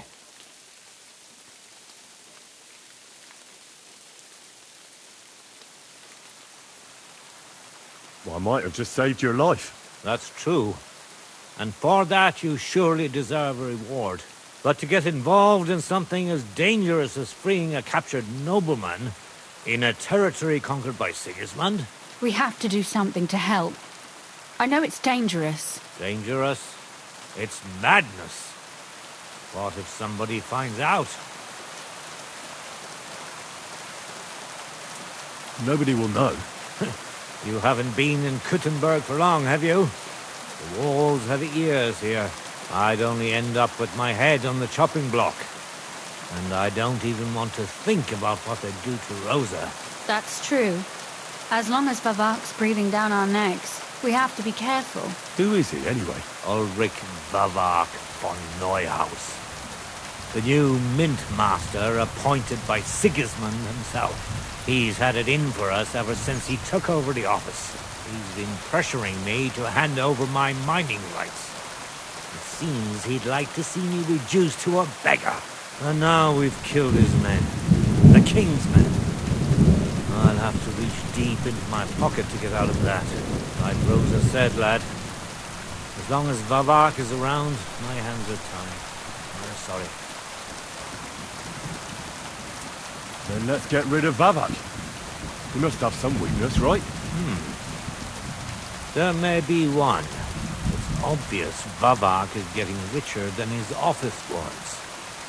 There are rumors going around that he's stealing the king's silver. He even uses it to mint counterfeit groschen. Using a fake dye which Sigismund were to find out. We'd have him executed at once, regardless of his noble blood. But you need evidence to make such an accusation, right? Exactly. But how do we find it? Some of the silver goes missing somewhere along the way to the mint. And we have to find out where. Find out? But how? They don't let just anyone into the mines and smelting works. You're right. Only authorized people are allowed in. Fortunately, we have an ally. My friend Peter of Pisek. They ousted him from the Mint Master's office, but his brother Christian remained in the Italian court. He wanted to become the Mint Master himself, but because of Vavak, he had to settle for the steward's office. He hates him even more than we do on account of it. And that's saying something. Christian and I were just talking about his suspicions. He'd welcome any dirt you can dig up on Vavak, just as much as I would. If you go to him and ask for help on my behalf, I'm sure he'll accommodate you. I'll help you free your capon in exchange for evidence of Bavak's fraud. That's fair, isn't it? All right? It's a deal. I've already met Peter of Pisek, and I know he can be trusted. Let's hope the same goes for his brother. Excellent. You'll find Christian and Horshan at the estate near the mines. Tell him the password, Via Argentum, the path of silver. He'll know who he's dealing with. But be careful, both of you. This is our last chance to stop Bavak. We'll be praying for you.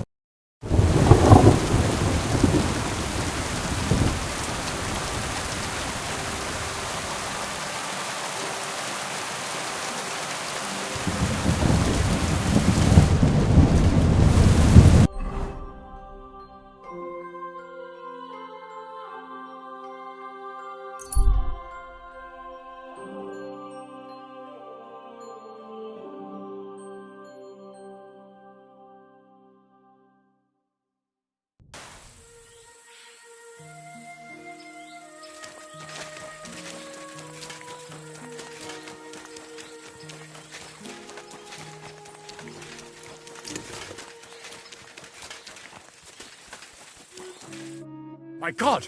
Why are you all covered in blood? What do you want?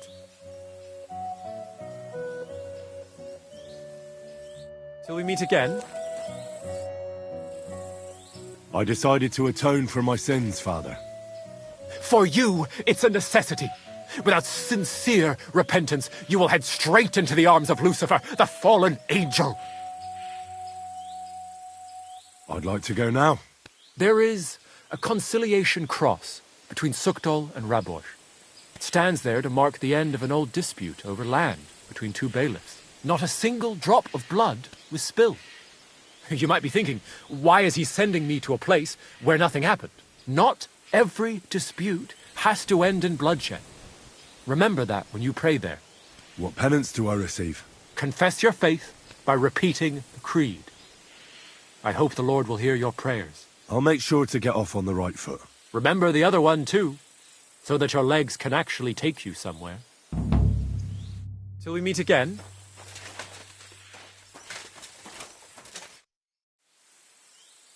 Till we meet again.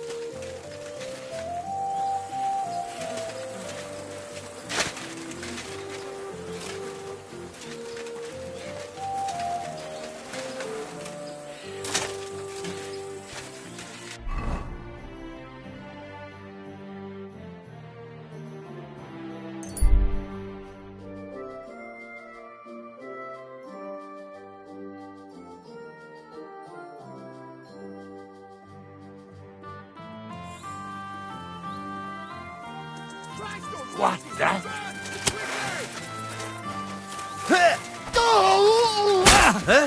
What the fuck?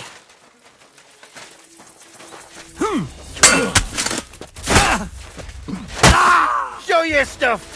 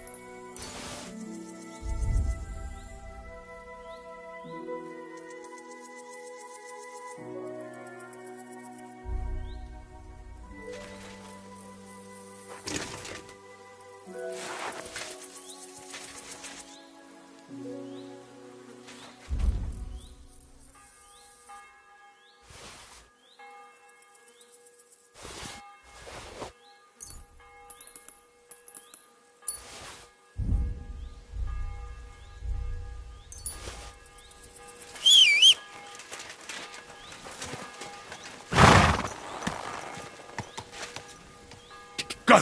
Go!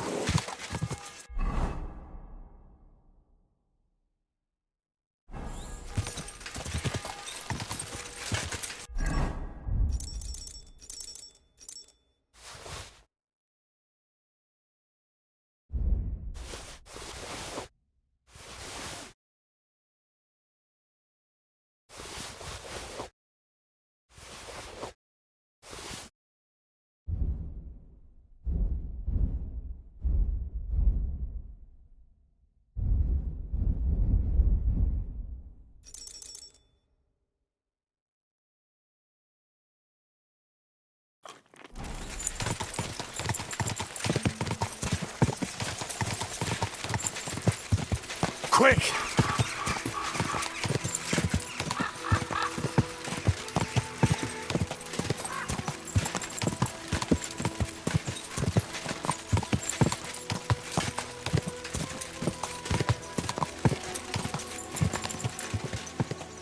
Quick!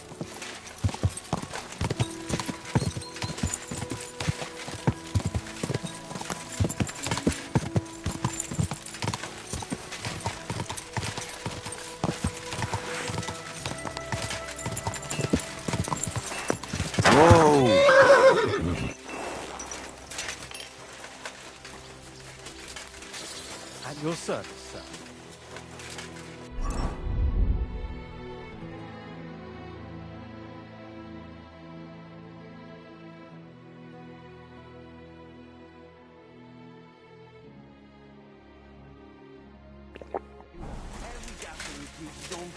And use virgin veins. Paul's son is out there. Without fixing the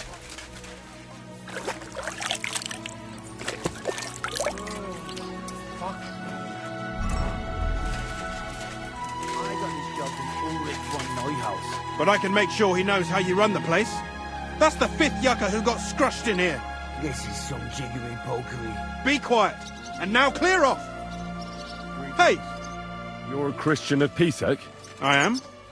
What do you need? Kunzlin Ruthard sent me. About Via Argentum. I see. But I'm afraid I don't have good news for Sir Kunzling. I haven't made much progress regarding the matter we discussed. I just don't have the time to investigate. I'm always needed somewhere, and there's always someone following me around. So is Vavak really stealing the silver? For God's sake, not so loud! What's your name? Henry. All right. Listen up, Henry. Nobody can know I'm looking into it. It's a very dangerous game. If Sir Kunzling trusts you, you could help me in my investigation. Well, that's actually why I'm here. Excellent. Excellent. You don't happen to come from a family of miners or smelters, do you?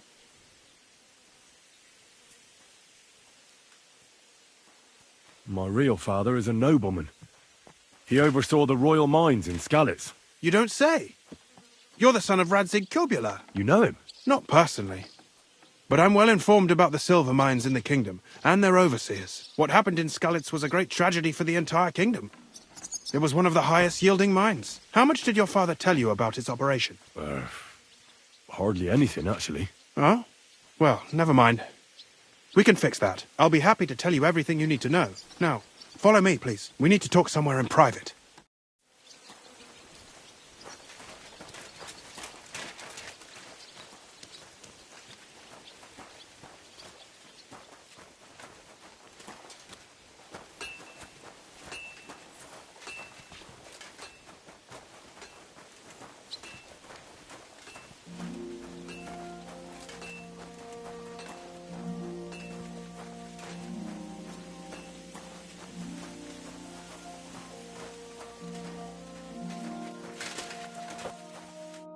Where should I start looking? Straight to the point. I like that. We know for a fact the silver must be getting lost somewhere on its way to the mint. That means it would be best to discreetly inspect all operations and find out where the problem is. First of all, you should ask miners from every shift how many corves they mine in a day. After that, we'll compare the numbers to the mine record books and see. But the yields aren't the same every day, right? True. That's why we have to focus on one particular day. For example, the other day, on the Feast of St. Petronilla, Foreman Fett was beaming and bragging to me about how much it helped. I mean, mined out. So, I'm supposed to ask about the Feast of St. Petronilla? It was just a few days ago. I reckon it'll be fresh in their memory. Nevertheless, the miners are a strange bunch. They might not be very forthcoming at first, and they have an odd way of speaking. Like calling each other Sonny, however old they are. But you'll hear for yourself. You should pretend to be really interested in them, and maybe they'll open up to you. You could be a scholar writing a treatise on silver mining, or perhaps a nobleman interested in buying a mine. Or just say I'm your distant uncle who's initiating you into the ins and outs of my job. It's up to you. I'll behave like a true nobleman. Suit yourself. Just don't change your story so you don't arouse suspicion. But to the point, each day 3 shifts work in the shaft. Each has its foreman, or gaffer, as they say. The first shift is led by Frank, the second by Paul, and the third by Samko. You'll have to ask each one of them how many corves they mine. Samko's hewers should be off work now. You'll find the other 2 shifts in the mine. Take this, so the guards will let you in. It's a letter of safe conduct bearing my seal, allowing you free movement within the mine. And what are you going to do? I'll return to the estate to do my job. What else? I reckon they must be wondering where I am by now. Once you find out how many corves the 3 shifts mined on the Feast of St. Petronilla, return to me. We'll compare that number to the entry in the mine book. And don't forget, don't draw attention. By the way, I've had the honour of meeting your brother, Peter. Well. Small world. He was a great help to us at Sukdal. Even though we had some disagreements, I respect him for everything he succeeded in doing. If it weren't for him, I'd never have been able to do what I do.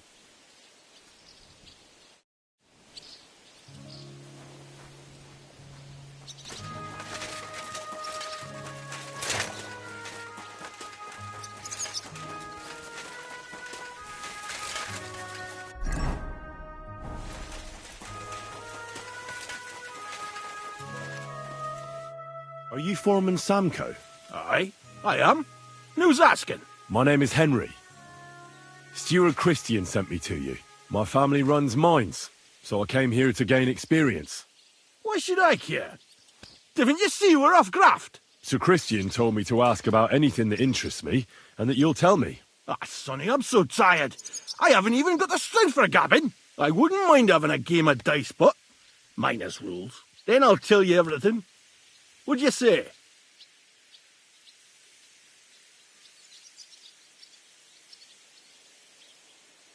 You better start talking before you really annoy me. If there's one thing you don't want, it's an angry Henry slamming your head against the table till you see black. Bloody hell, kidder. You don't mess about. I see enough black as is down in the mound. Ask away, then. How much do you make doing this? Don't even get me started. The chink's bad, and it's getting worse. Half a grosh and a cough is no. How do you mine ore? Either we're on hard rock, and then no one's hewing shit, or we're hewing something soft, and then it goes grand. Only then there's not much silver in the ore, and you've got to smelt the shit out of it. What is the work of a miner about? Aye, that's a good question, Mara. Mostly about oaking. Any yakker'll tell you that. But proper rest is even more important than graft. You're as weak as a midgie without it. How many corves did you mine on, say, the Feast of St. Petronilla? I can tell you exactly. All the yakkers were working, and we were getting along nicely. We managed to howk 34 corves, without skimping on hame time.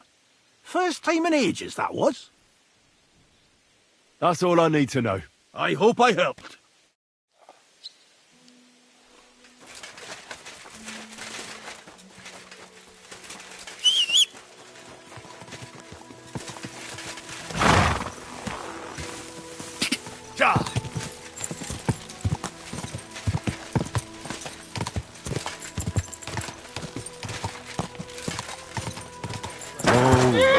Greetings to you two.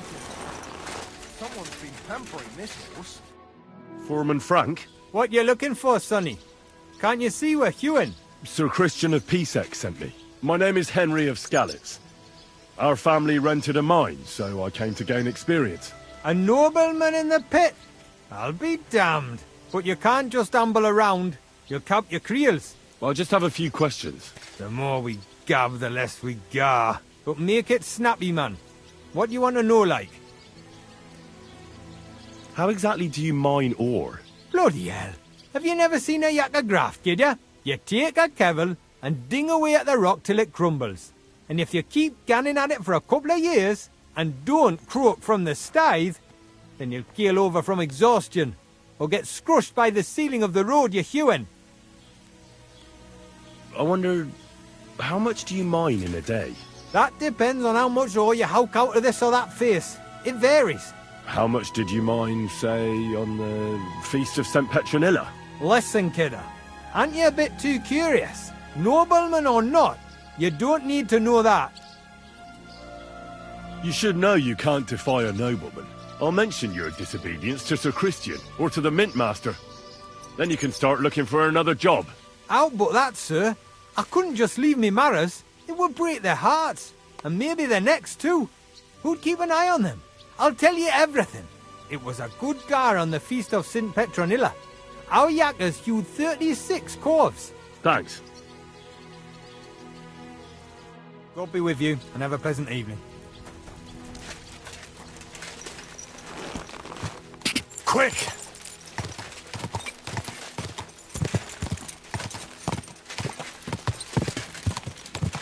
Whoa! Whoa!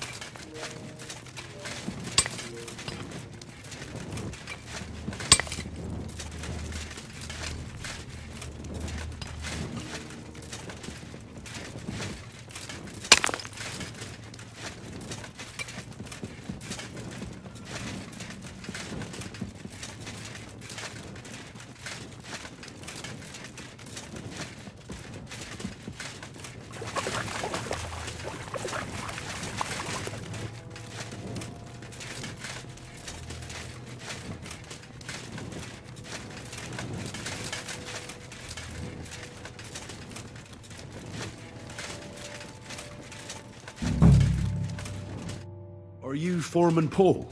Hey! You walk like a ghost, kidder. You gave me a bit of a fright there. Hold on. I don't know ye. Who are you? And what are you doing so deep in the pit? My name's Henry.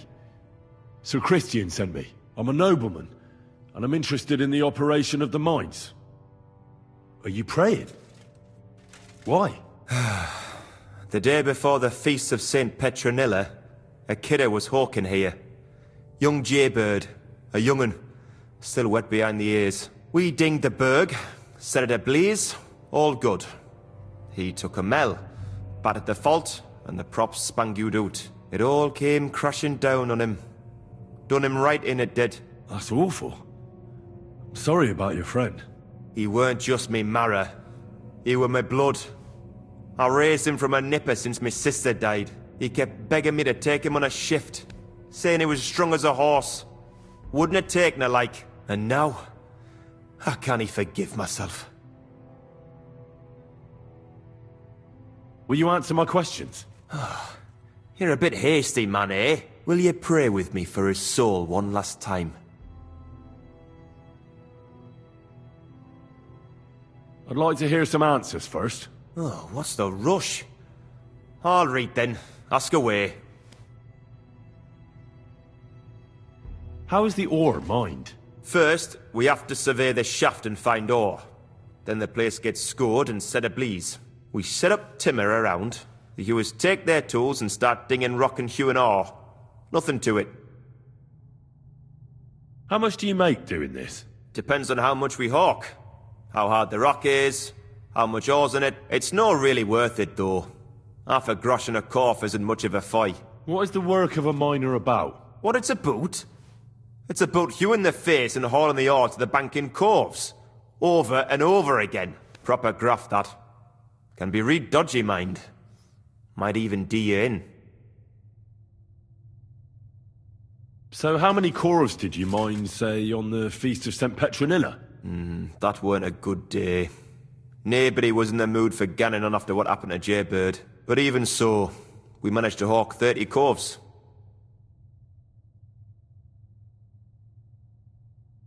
That's all I need to know.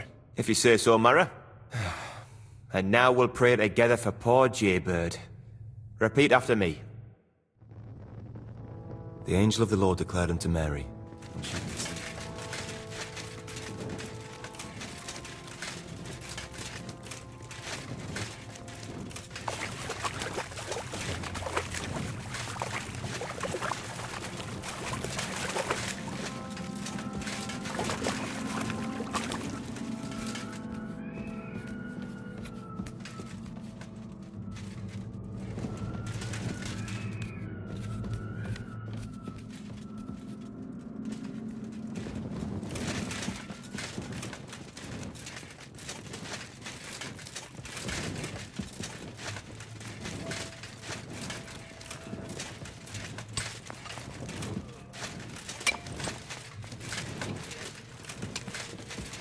Excuse me?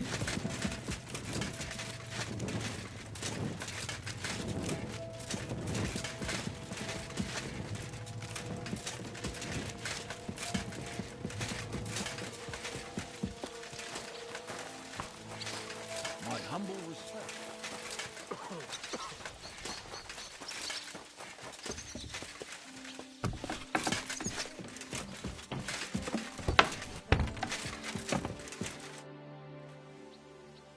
I already know how many corves the crews extracted on the Feast of St. Petronilla. It was 100 altogether. I see. Meanwhile, I looked in the mine book. How many do you think it says there?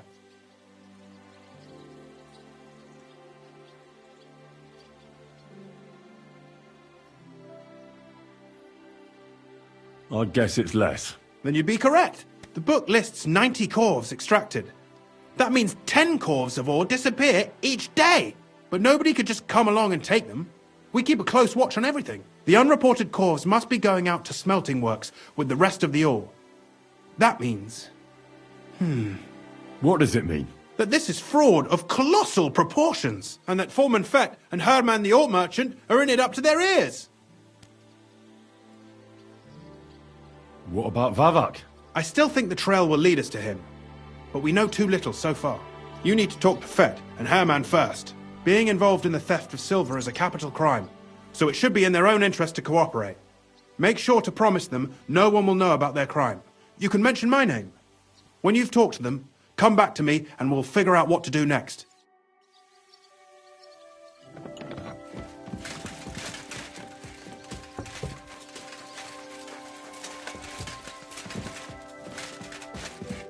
Gepriesen sei der Herr. What do you need?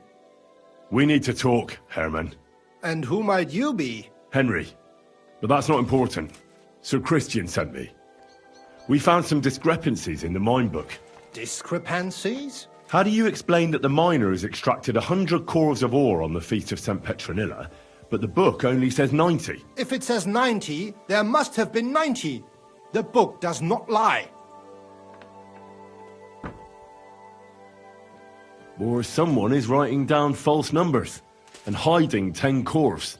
I do not write anything in the book myself. Foreman Fett counts the corves here. Go and talk to him instead. Don't tell me you don't count them too. You wouldn't pay for more corves than there really were. Do you have any idea how much ore passes through my hands? How am I supposed to remember how many there were ausgerechnet on the Fest of St. Petronilla? Besides, miners can lie and say they extracted more than they did. They like to show off. All 3 crews agreed to report more. I seriously doubt that. Your story doesn't add up, Herman. We found out. Simple as that. Don't try to outsmart me and Sir Christian. I am not trying to do anything. It was Fett's idea. He came to me saying we were going to deliver more corves to the smelters than we would report, and I would get paid for it. It was going well. I have always paid for what we put in the book. Then I got some geld from Fett on the side. On the feast of St. Petronilla, I was afraid they would be able to tell the difference. 10 corves is 10 corves after all. Nobody at the smelting works cared at all. I am sure they are in on it too. Is Ulrich Vavak behind this? The mint master? I have no idea. I am a mere assayer. I have never even met Vavak. How long has this been going on? Several months. Maybe half a year. About since Sigismund arrived. So Christian and I agreed to investigate the matter in secret. So just act like nothing's going on. Keep doing what you're doing. We don't want to scare off the people who are actually responsible. You understand? Yeah, I understand. I will be as silent as the grave.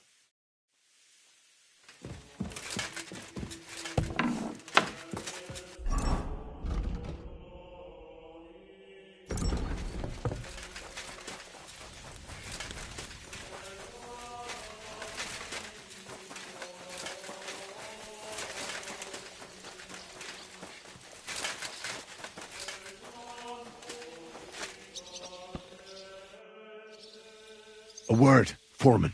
Who are you, and what do you want? I'm Henry, but that's not important. Sir Christian sent me. I need to discuss a delicate matter with you. Don't tell me one of the yakkers shat all over the outhouse in the yard again. I'm afraid it's a little worse than that. We found some discrepancies in the mine book. Let Sir Christian handle it then. They're his books, and his responsibility too.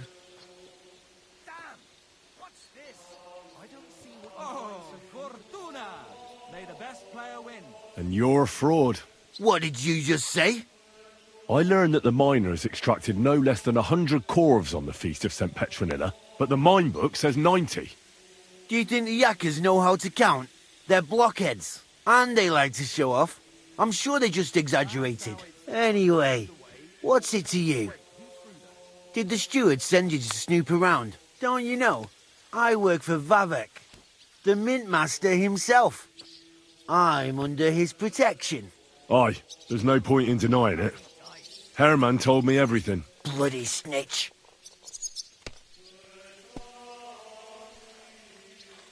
But like him, you have nothing to be afraid of. You're small fry. It's obvious there's some bigger fish involved. And that's what interests me. Hurry. I'll tell you what I know. As soon as I was made head gaffer, Amara, who works at the smelting works in Grund, came to me. He said someone wanted to talk to me. One of them. So I met this fella in the tavern in Grund, and he told me how it all works. How to cook the books like. He told me the trick was not to report some of the extracted ore, and transport it secretly to the smelters, along with the rest. He made it very clear, if I didn't play along, I could have an accident. There was nothing I could do. Who was that fella from the smelter who came to you? He never told me his name, even when I asked. He's a tall bloke, stocky, pockmarked. I don't scare easy, but this bloke was terrifying. Who pays you on the side? You have to pay the miners for what they actually extracted. I get the extra chink from the smelting works. It's enough for the yakkers and for Herman. Do you think the mint master, Ulrich Vavak, is behind this? I don't know. I've got naught bad to say about Vavak. He treats me canny whenever he shows up. He says if Christian gives us hassle, he'd sooner replace him than me. He really said that. The mint master himself. All right. Just carry on as if nothing's happened. No one must find out we know about the fraud. Christian won't give you any trouble, nor will anyone else. Is that clear? Clear as a bell, Mara. I'll be silent as the grave.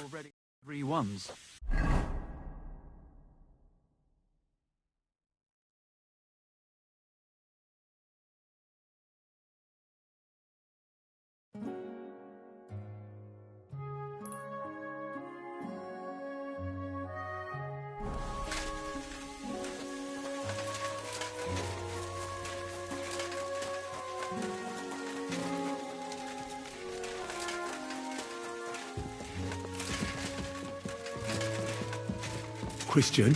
Damn it!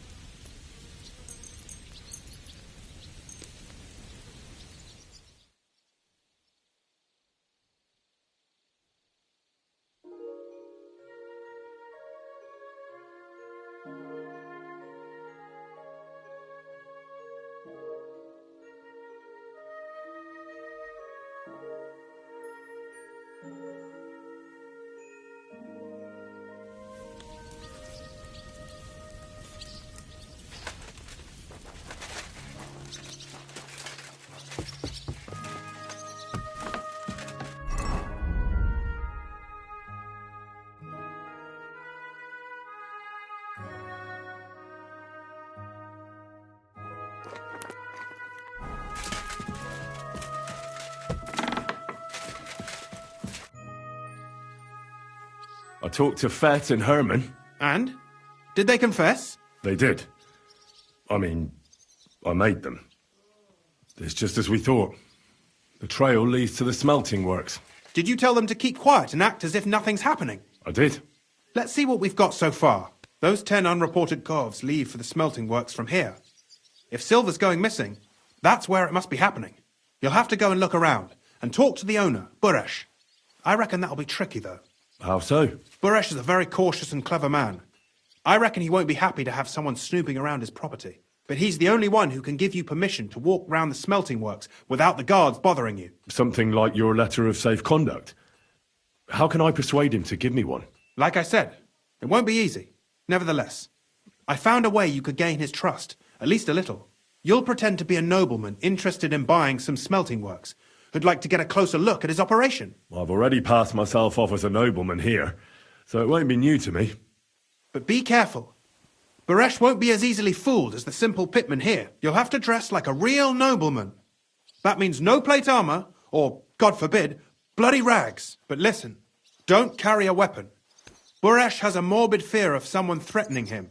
That's why he has a bodyguard with him at all times. You must come to him dressed to the nines and act impeccably, so as not to arouse the slightest suspicion.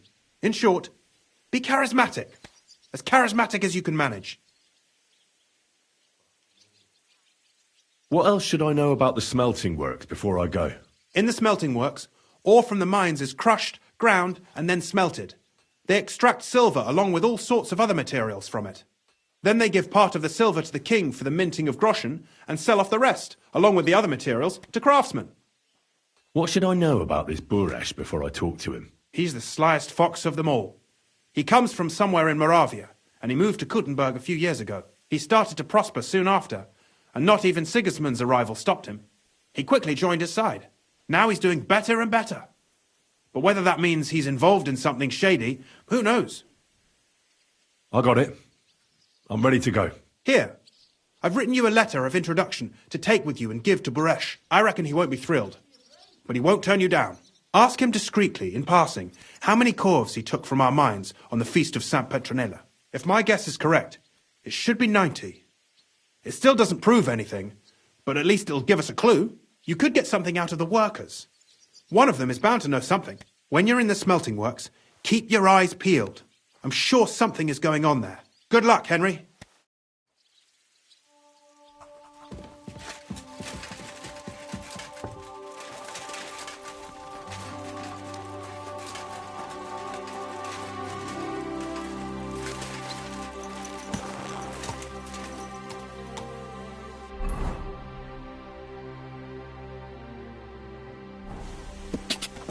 Go! Da!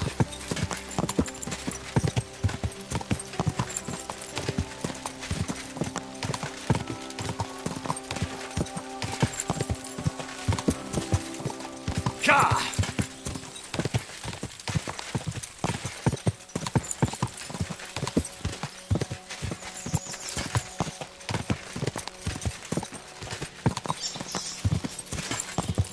Da!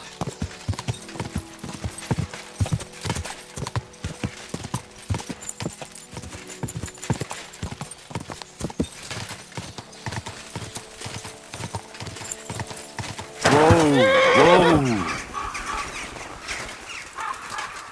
Ah, what a diabolical stench. Is that coming from the mine?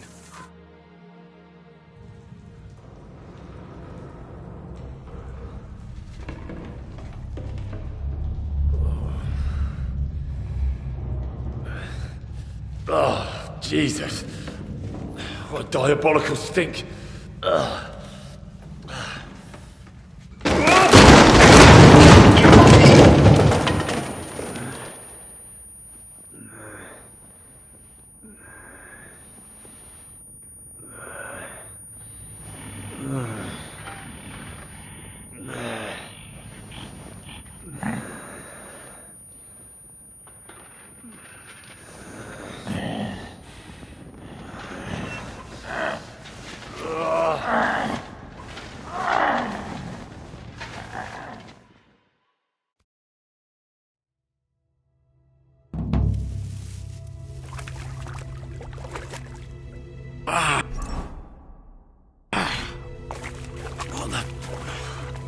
Where am I?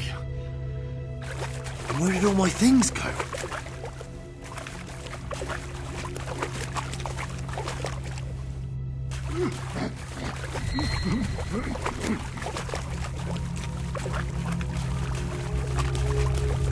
Jesus, what the fuck is going on here?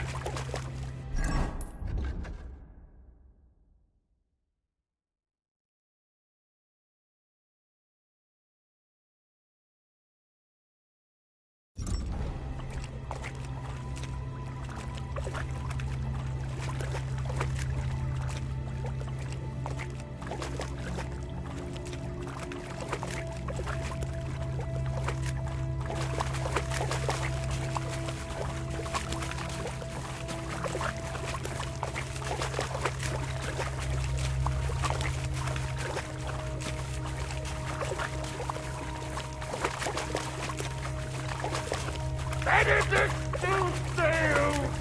Gloria Patri!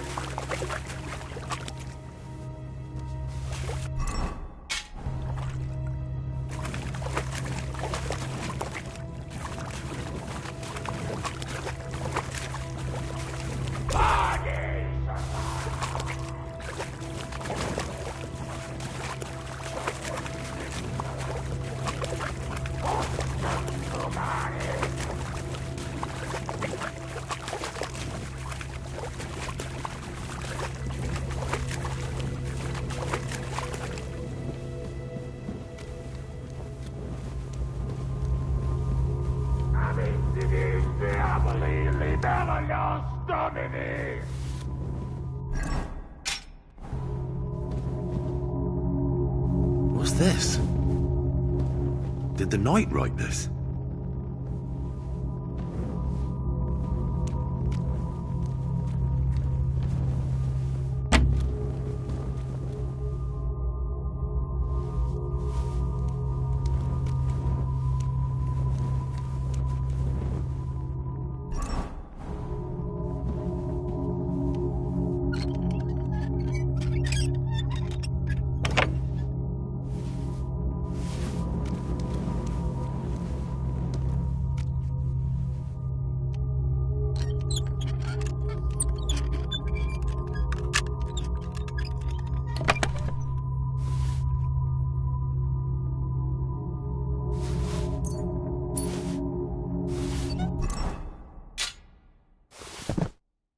Pit to hell, and that knight is guarding it.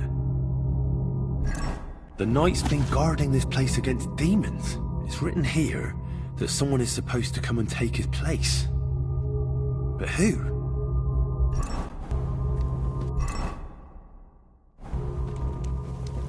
Who goes there? I am the shield of gods, demon. I am Taras.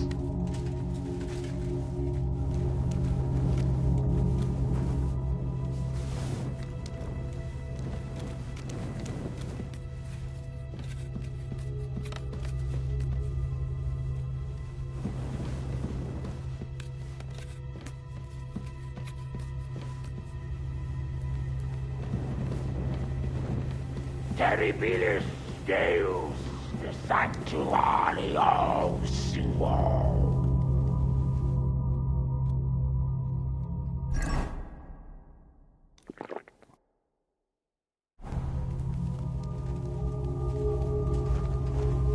Vade Satana, humiliare suppotenti manu Dei, contra me sette fughi, Peccato nobis sanctum et terribili nomine, quem inferi tremunt.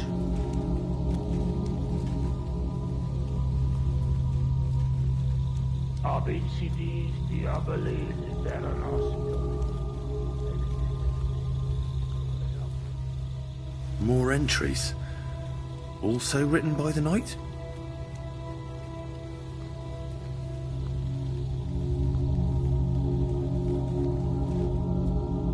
Can you see Abraham? Can you see Lazarus?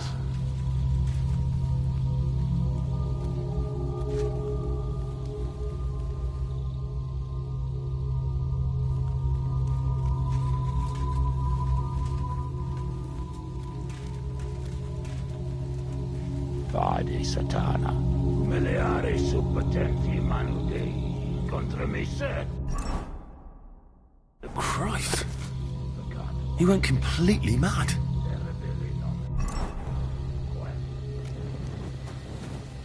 Even more entries. Ah, everything's here. All right.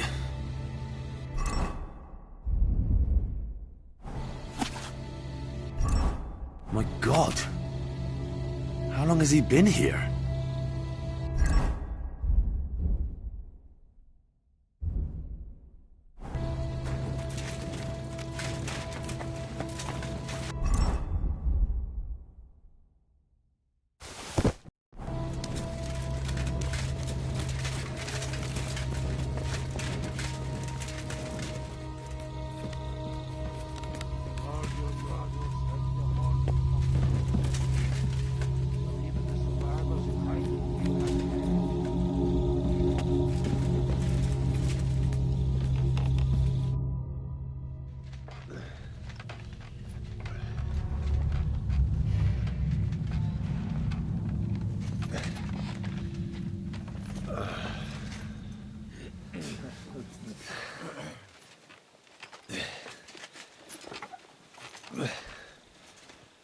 Here you are, you scoundrel! We've caught you right in the act.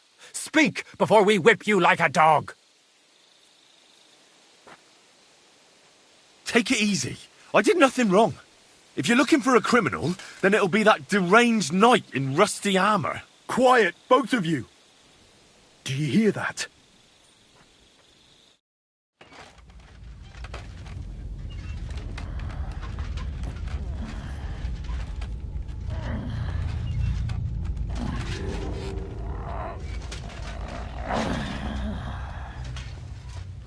Lord have mercy.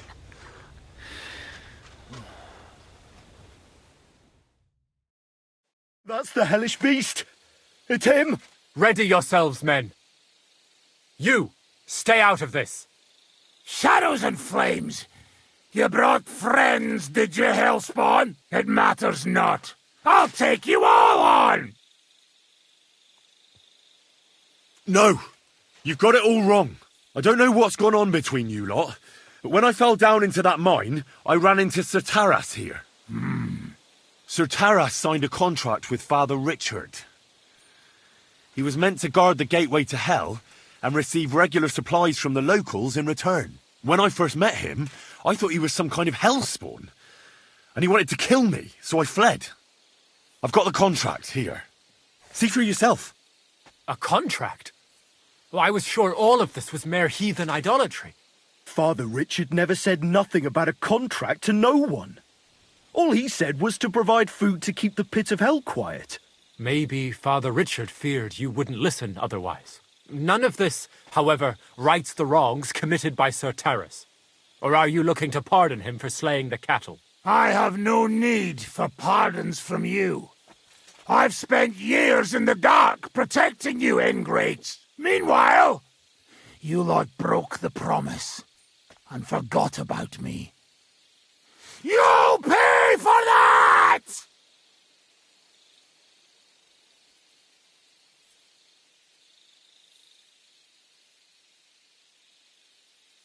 Everyone calm down. The only crime committed here is ignorance. Apart from Father Richard and Sir Taras, no one knew of the contract. And when Father Richard died, Sir Taras was left on his own with his oath. He was kept alive by nothing but superstition and the offerings you brought to pacify hell. And when the offerings stopped, Sir Taras thought you betrayed him. And so he sought his revenge. I had no idea. Like I said, only ignorance is to blame. But now everything has been explained. So there's no reason to seek revenge or continue your investigation. I won't settle for that. Fall to your knees and beg for forgiveness. I want to hear it with my own ears.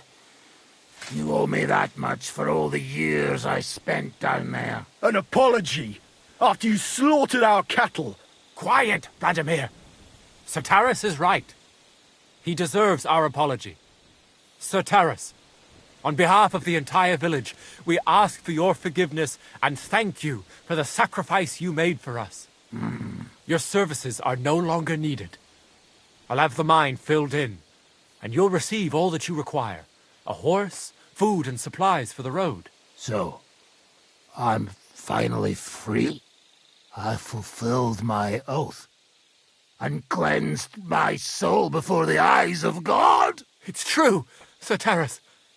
Your sins have been washed away by your service. Oh, thank you! And you, stranger, surely it was God's intervention that you became involved. We offer you our thanks. Now go with God, no matter where your path takes you. And you have my thanks, too. My pleasure. If I ever get a chance to tell this tale, nobody's going to believe me. Put in a good word for you to the other priests in the region. Anthony of Vysoka and Throsnata of Rabosh could both teach you something. Thanks.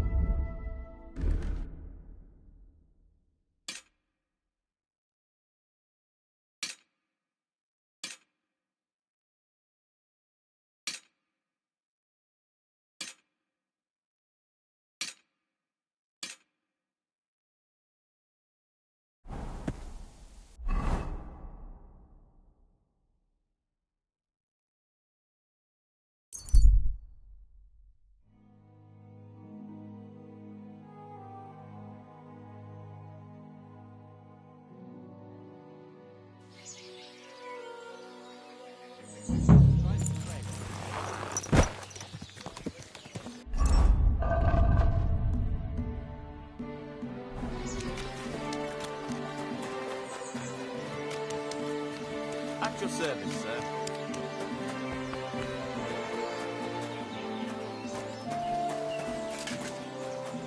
Who are you off to see? What kind of pig was sitting here? Greetings, Master Burish. I'm Henry of Skalitz. Nice clothes. You've got good taste. Thank you, Goodman. Likewise, Christian of Pisek sent me. I'm supposed to give you this letter with his testimonial. Skalitz, you say? That's where the royal mines are. Am I right? You are. Unfortunately, the mining has ceased since King Sigismund's attack. That truly is unfortunate. Christian writes that your family is interested in running a smelter. But I'm not selling any.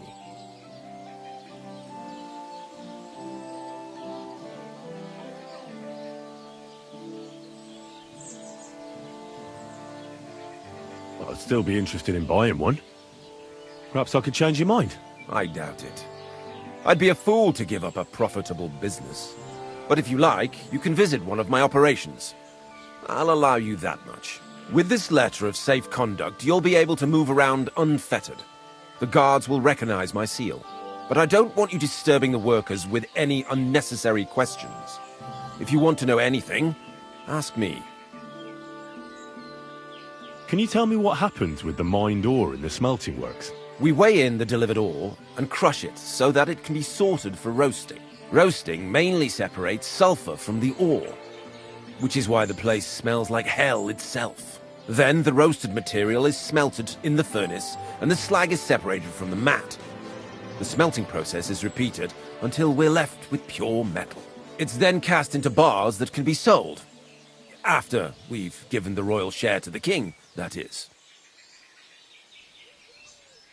How many corves of ore do you process here per day? We don't measure in corves here.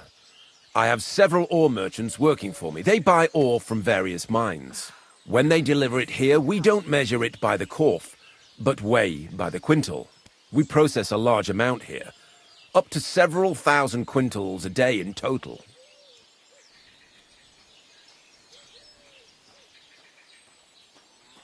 Can any silver go missing from here? That's impossible. Everything is carefully weighed and recorded. Every step is counted and checked. Besides, molten silver is rather hard to steal. Once it's cast into bars, we keep them safe under lock and key. How many corves were delivered from Horsham, say, on the Feast of St. Petronilla? Why from Horsham, of all places? I visited the mine there. They told me they'd extracted quite a large amount. You're lucky. I have an excellent memory. It was a lot indeed. 90 corves. God be with you, goodman. Don't forget, there are limits to my permission. And above all, mind you don't have an accident. Smelters are dangerous places. Well...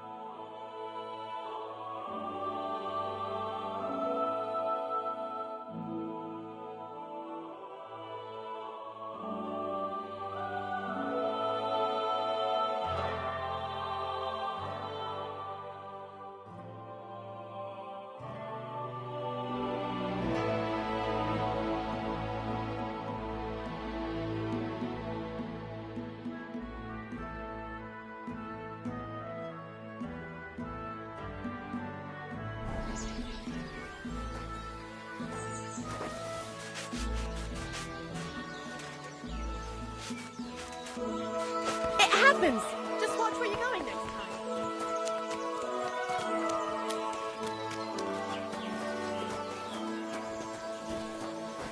My respect.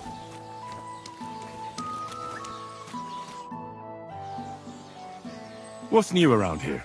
Nothing much, really. If you're looking for a job, try your luck elsewhere.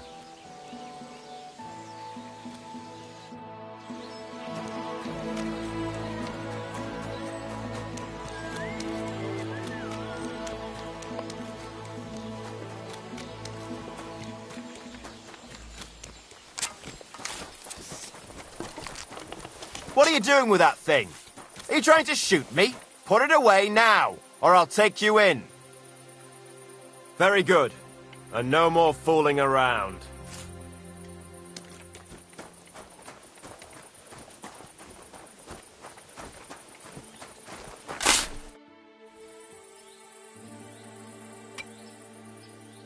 How do you like working in the smelter? Aye. Can't he complain at all, sir? We get a nice pile of chink from the yield and we're dry and warm. What can you tell me about Master Buresh? I can't he complain about him, sir. He's an honest bloke, and he pays us well, from what I've heard from the other smelters. It's a lot worse elsewhere, like. Have you noticed anything suspicious around here? Nothing. Nothing at all. I graft all day. No time for looking around. Does any silver go missing from here? Here? In our smelter? That would mean some of our lads are involved, and you get the rope for that. Look, Sonny, I don't want anything to do with this. Have a chat with Shima over there. He's not afraid of anything.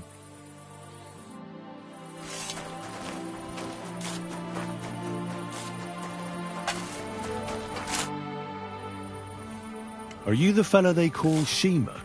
You have no business being here. What do you want? I'm told you know something about the silver that keeps going missing from the smelters. Me? I don't know what you were told.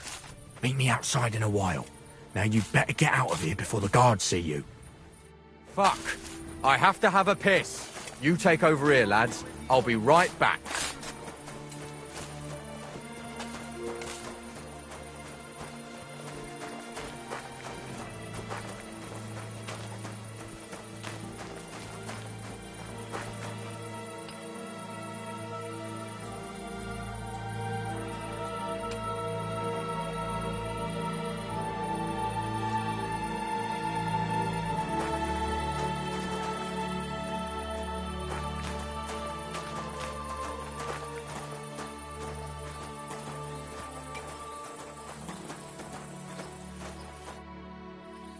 Well, can you talk now?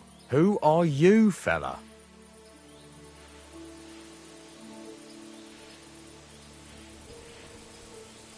I'm Henry. Pleased to meet you.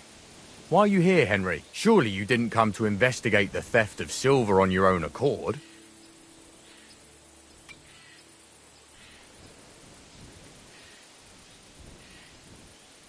Christian of Pisek sends me. The steward of the mint? And why did he send you? Because of a rumour. They say silver keeps going missing from the smelters. The silver must be going missing from here. I've been tracking it all the way from the mines. From the mines? So Sir Christian really has some suspicions, doesn't he? Why should I talk to you about such things? How can I know it's not a trap?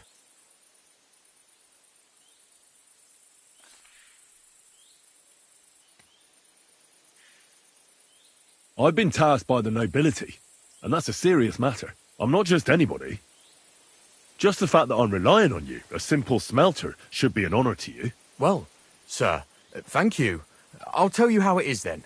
It's Volkmar. He's the head smelter. He's worked with us for years. Recently, he bought stables here in Grund, out of the blue. The entire stables. Where do you think he got the money? It's all very suspicious, because he's the one with the best access to the finished silver bars. If you want to find out where the silver keeps going missing, go to him. I'll bet you he knows a thing or two about it. But be careful, and keep a weapon close. People like him can be vicious. Thank you. Stop that whistling.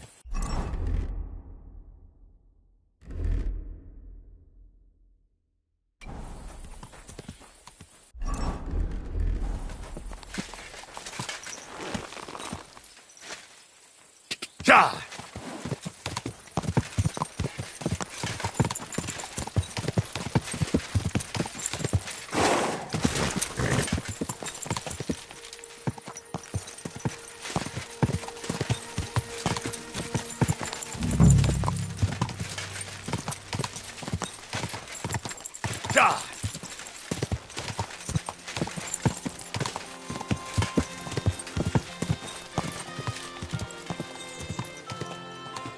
Whoa! Whoa!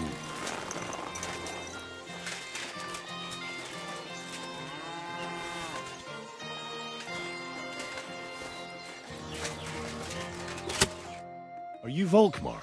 I'm not. Horseshit. I know these stables are yours. You must be the snoop who's sticking his nose in everything. I beg your pardon? Well, well, well. Don't think we don't know you've been snooping around. We've had our eyes on you ever since you came to Grund. Fortunately, Master Buresh warned me about you in time. Your investigation ends. Right here and now. You shouldn't have stuck your nose in here, pal. Grund is ours. Take him down!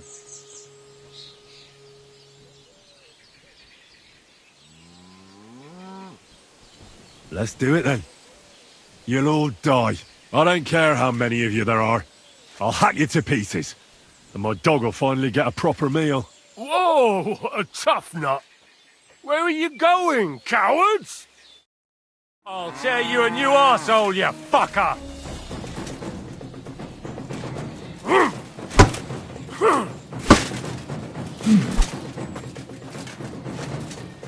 Ah!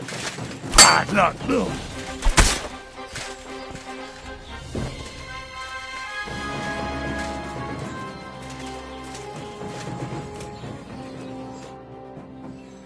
Now, spill the beans. You're responsible for stealing the king's silver? Not me. It's Buresh. If I didn't play along with him, I'd lose my job. All my life. It's true. As Volkmar is my name, I swear on everything that's holy. Moving on, where does the unreported silver go? There are mined-out shafts near Old Kutna, where nobody ever goes. Buresh has a secret mint in one of them. Did Buresh ever mention that Mint Master Vavak was involved in it? Not in front of me. Maybe his guard, Little Neri, knew something. But you won't be able to ask him anything anymore. They counterfeit coins in there? Yeah, I suppose so. But what they actually do there, I've no idea. I've never been there. Buresh only told me about the mint a while ago. He wanted to send me there for some reason, so he drew me a map. Give me the map. Yeah, if you take the road to Old Kutna, you'll reach the place where the abandoned shafts are. The entrance to the mint is somewhere around there. Look here. Can I ask you a question?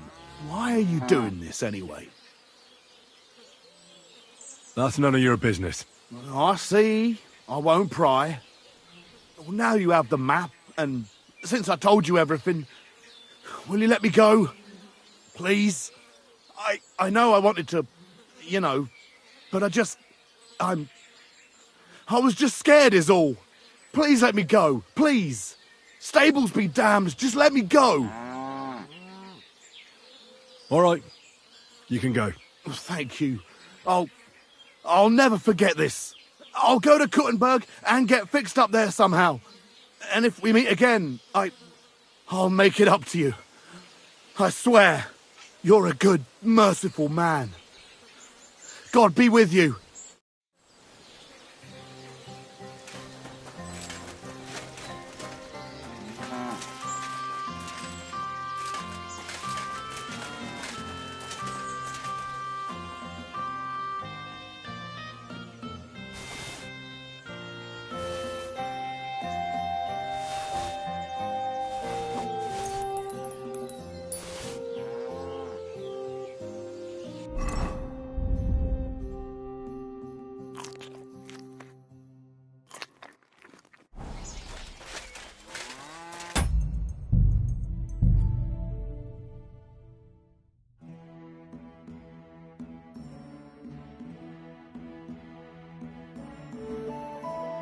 Nice.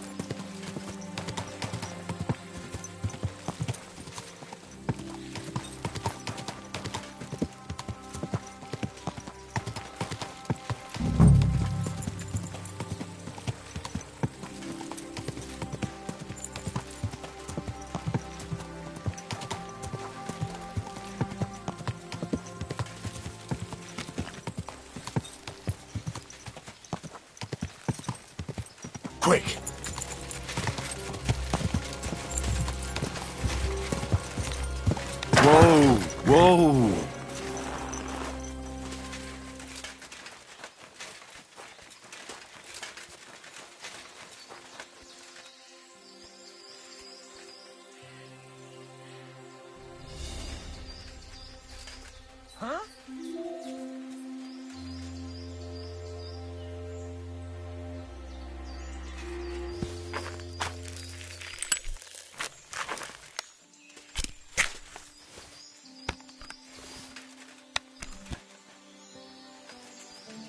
Huh?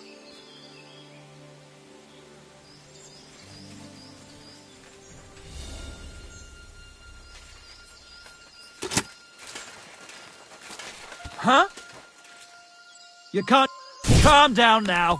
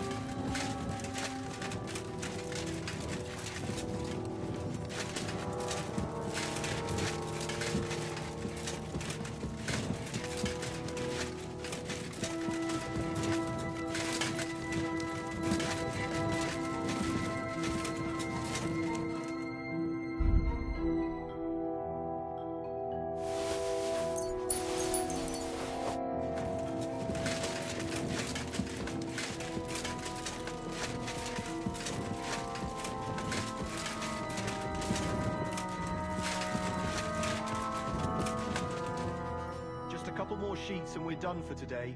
What good is that if we can't leave this place? We'll have a drink, roll some dice. Don't worry. Sooner or later we'll get out of here. Gilded cage is still a cage. Aye, but we came here willingly. Are you being held prisoner here? What are you doing here? Get out of here. If the guards catch you, there'll be trouble. I'll take care of the guards. Don't worry. What about Master Buresh? He was here with them just a while ago. Don't worry about Buresh. I'll deal with him later. But... I came to get evidence against Mint Master of Vavak. Where can I find it? There are some books in that chest over there, but it's locked. And only Master Buresh has the keys. Leave that to me. I should take a look at the tools you're working with. A counterfeit coin die like that will surely be of interest to a lot of people. What do you mean counterfeit? It's genuine. Everything we do here is clean. Completely. Except you're minting using stolen silver. How are we to know where it comes from? It's none of our business. We're just pawns. We're not hurting anybody. Nobody's saying any different. Like I said, I'm here to free you. You don't have to worry about the guards while I'm here. Wait, but we can't. It's just the books you're after, isn't it? Well, so take them and go. We won't tell nobody nothing. We never saw you here.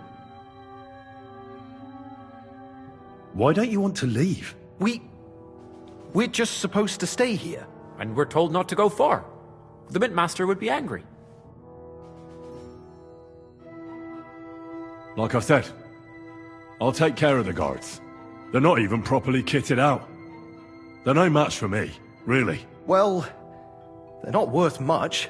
They booze a lot. Well, if you're saying you'll take care of it... Then, when it's all over, come back and tell us, please.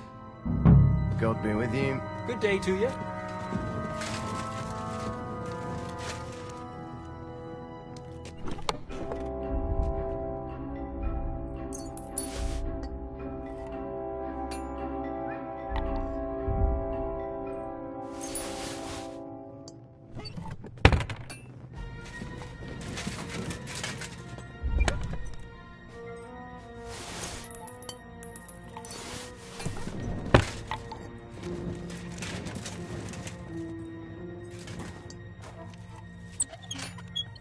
Fuck it up now.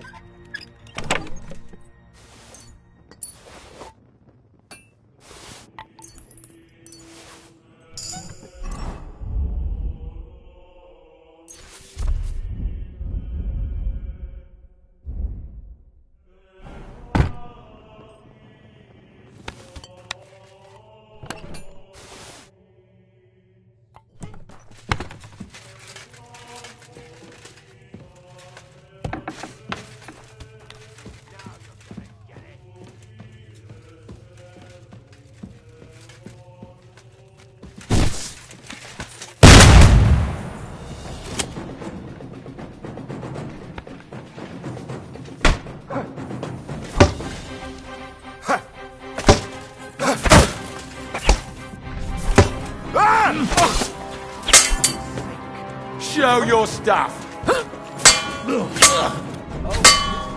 Bad luck. Mary in heaven!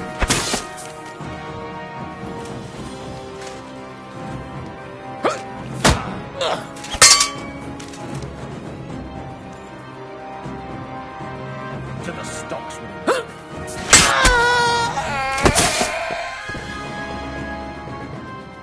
These days, no one's ever really safe. So, I'm back. What about the guards, then? The guards have done guarding. They're dead. So, do we go? Well, I suppose we can. Thank you for everything.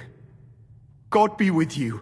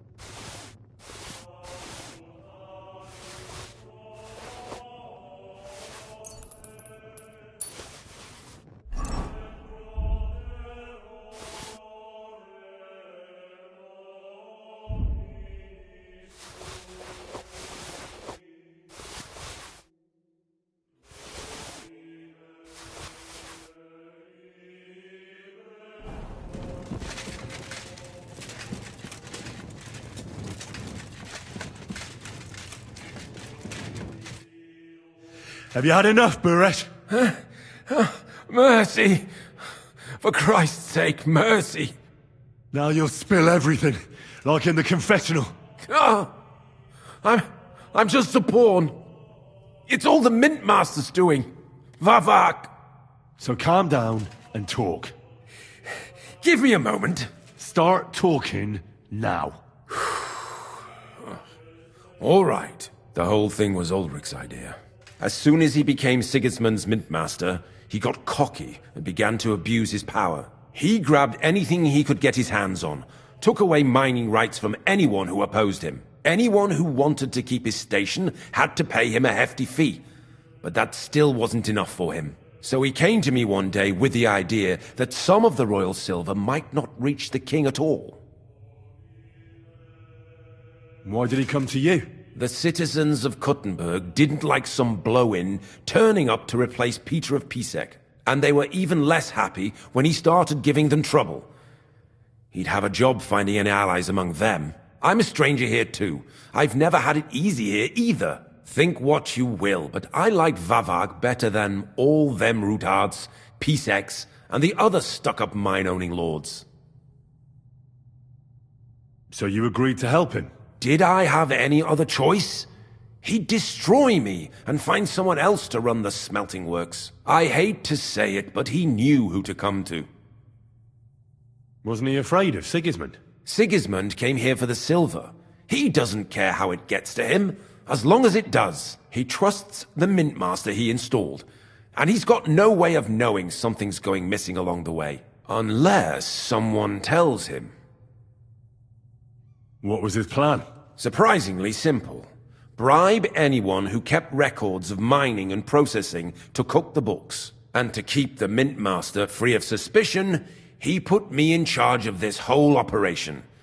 For a tidy pile of coin, of course. In the end, it wasn't even that hard.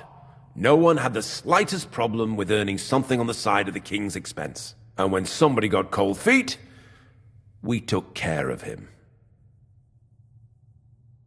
What are you doing with the stolen silver? Stolen?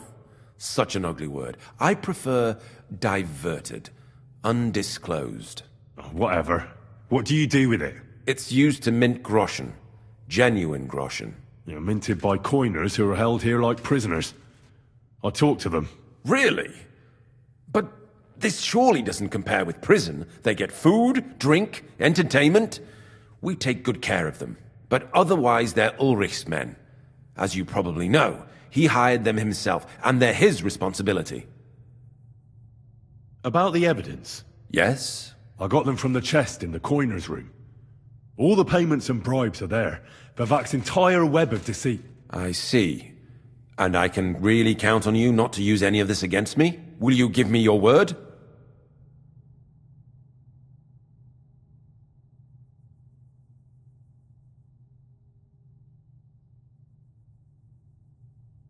You can never be sure about that. I'll leave you in suspense. You've already got everything you need. Is that all? Aye, everything. I'm sure you have something else. Don't tell me you and Vavak didn't exchange letters, for instance. You must be the devil himself. Here it is. But I'd appreciate it if you kept it to yourself. I'll be on my way. I won't say it was nice to meet you, because that wouldn't be true. I hope we never see each other again.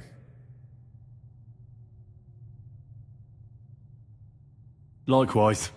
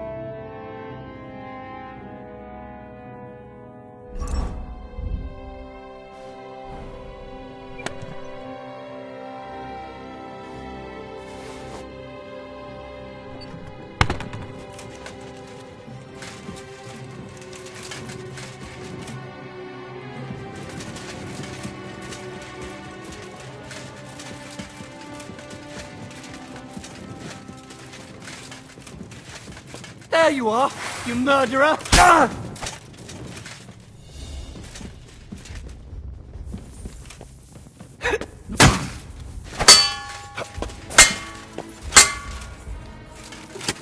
Useless!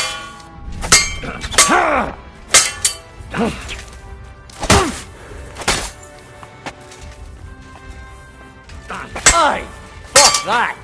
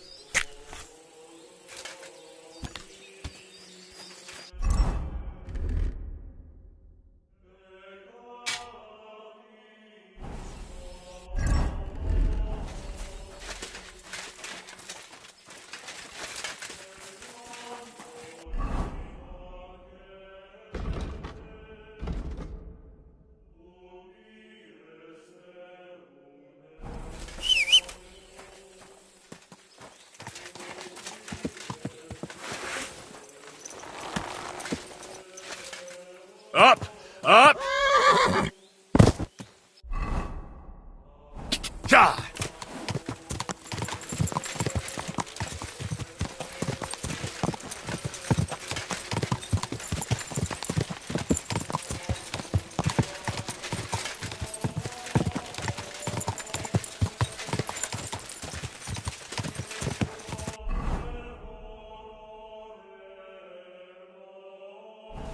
Quick!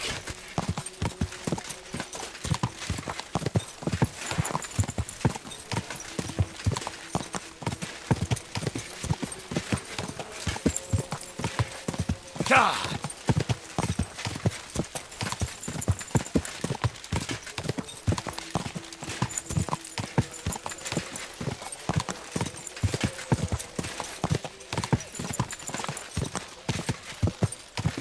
Go!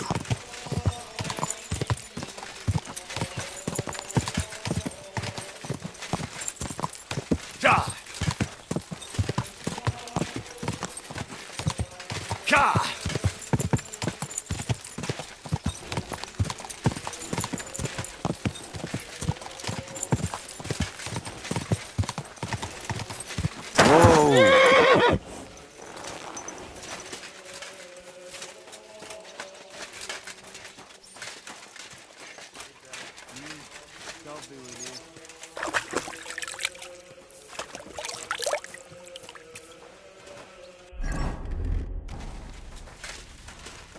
I hate sweeping.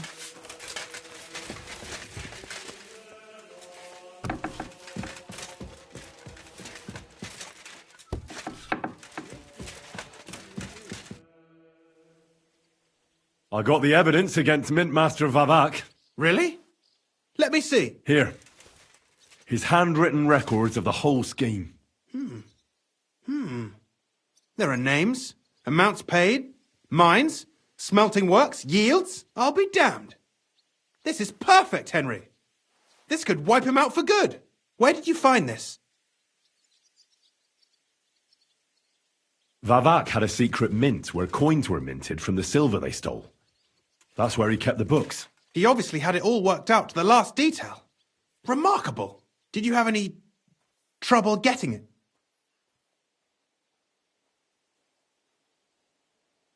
I had a bit of a disagreement with the guards, so I killed them. Sacre! Well, I suppose it was to be expected someone would be guarding the secret mint. I hope that's all that happened. The owner of the smelting works, Buresh, tried to stop me. Luckily, he was reasonable, and we made a deal. What deal? I'd rather keep that to myself. A man of many secrets. Be it as it may, I'll get in touch with Buresh and have a talk with him. There's one more thing. Was there anyone else in that mint?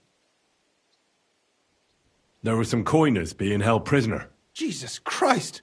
Held prisoner? Vavat locked them up there to work for him. My God! He really is an unscrupulous monster. Did you let them out? I did, but it took some persuading. They were afraid. Thank God for that. When you talked to them, did you see a coin die anywhere? They gave it to me quite willingly. I'm curious. Let me see. Here. What the? It's genuine! That means all the groschen minted from the silver stolen by Vivak are absolutely clean! In any case, we uncovered something big, Henry. It's just a shame we don't know for sure how Master Buresh was involved in the whole thing. Luckily, I've got this. A letter from Vavak to Master Buresh. He actually gave it to me willingly, for letting him go. This really is the last piece of the mosaic. But be that as it may, we know enough. I've been thinking it all over while you were gone. The scheme Master Ulrich Vavak von Neuhaus has been running under our nose is incredibly insolent. But it's also one of the cleverest fraudulent schemes I've ever heard of. With those books in Rittard's hands, Vivak won't remain long in his post, and it's now pretty clear who will replace him. And a side income like that could prove useful to many people, if you take my meaning. I'm listening. I knew you'd understand. Everything would stay the same. Entering false figures in the books, processing the ore in the works, a secret mint, only there would be a change in management. I'll have to find replacements for Fett and Hammond in the mines. But that shouldn't be difficult. A miner jumps at coin like a dog at a bone. What happened to Herman and Fett? Not long after you left, Herman disappeared. They saw him on the road to Grunt, and they found Fett on the spoil tip with a broken neck. You think it's related? Who knows? Maybe Herman told someone you were snooping around and that Fett talked. Things like that can get you killed. Shit. They're both gone, and now I have to deal with it. I'll have to arrange a deal with Master Buresh. But knowing him, he won't be opposed to a reasonable agreement. And I'll take care of the coiners myself. Nothing really changes for you. You can blackmail Vivak all you want, but keep your tongue tied about the whole scheme. I've got a little something here for you, as a bonus. And I'll give you something extra for the genuine coin die. All you have to do is nod.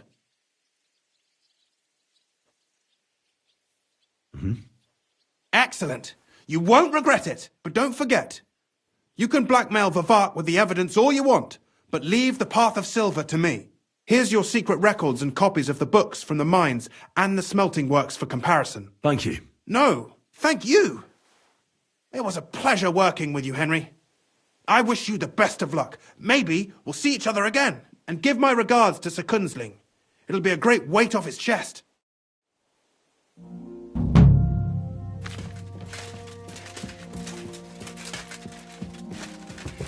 What?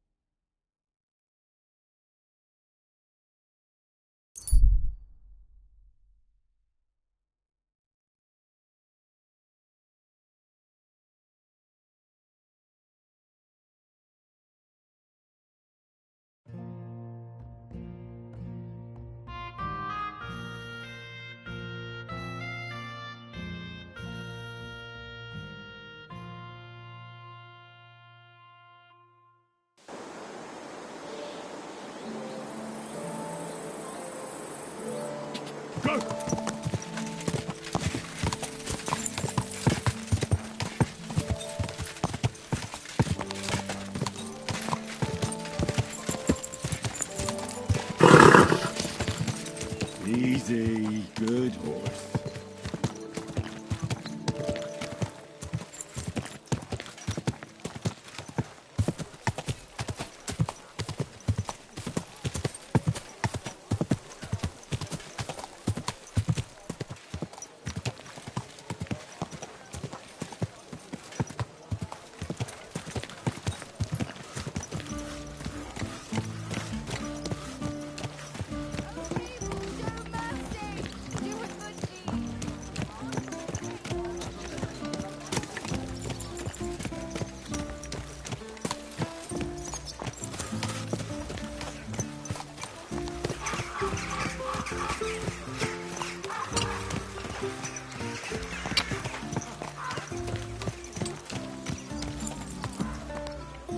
Yes? Hmm?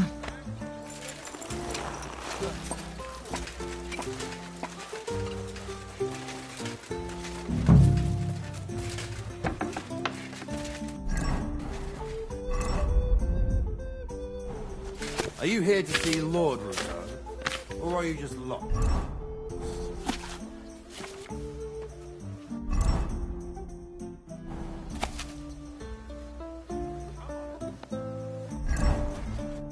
Hey, what the hell are you poking around here for? I'm Henry. Your lord's expecting me. Ah, so you're the one. He did mention you, that's true. I'm sorry for being so harsh with you, but we were attacked recently, as you probably know. So we're a lot more cautious now with strangers hanging around. Well, I understand. But I need to speak with Lord Ruthard as soon as possible. Of course. Follow me. Well, we're here, but you'll have to wait a while. As you can see, Lord Ruthard has an important visitor, and it seems they haven't finished yet. I understand.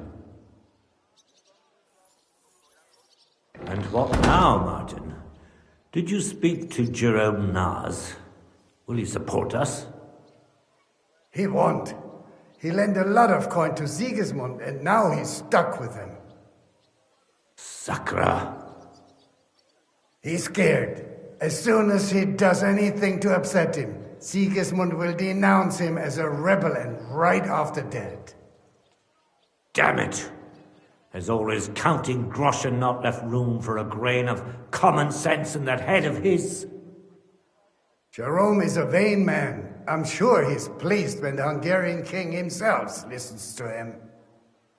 He was boasting that he'll be in charge of some church talks in the Italian court.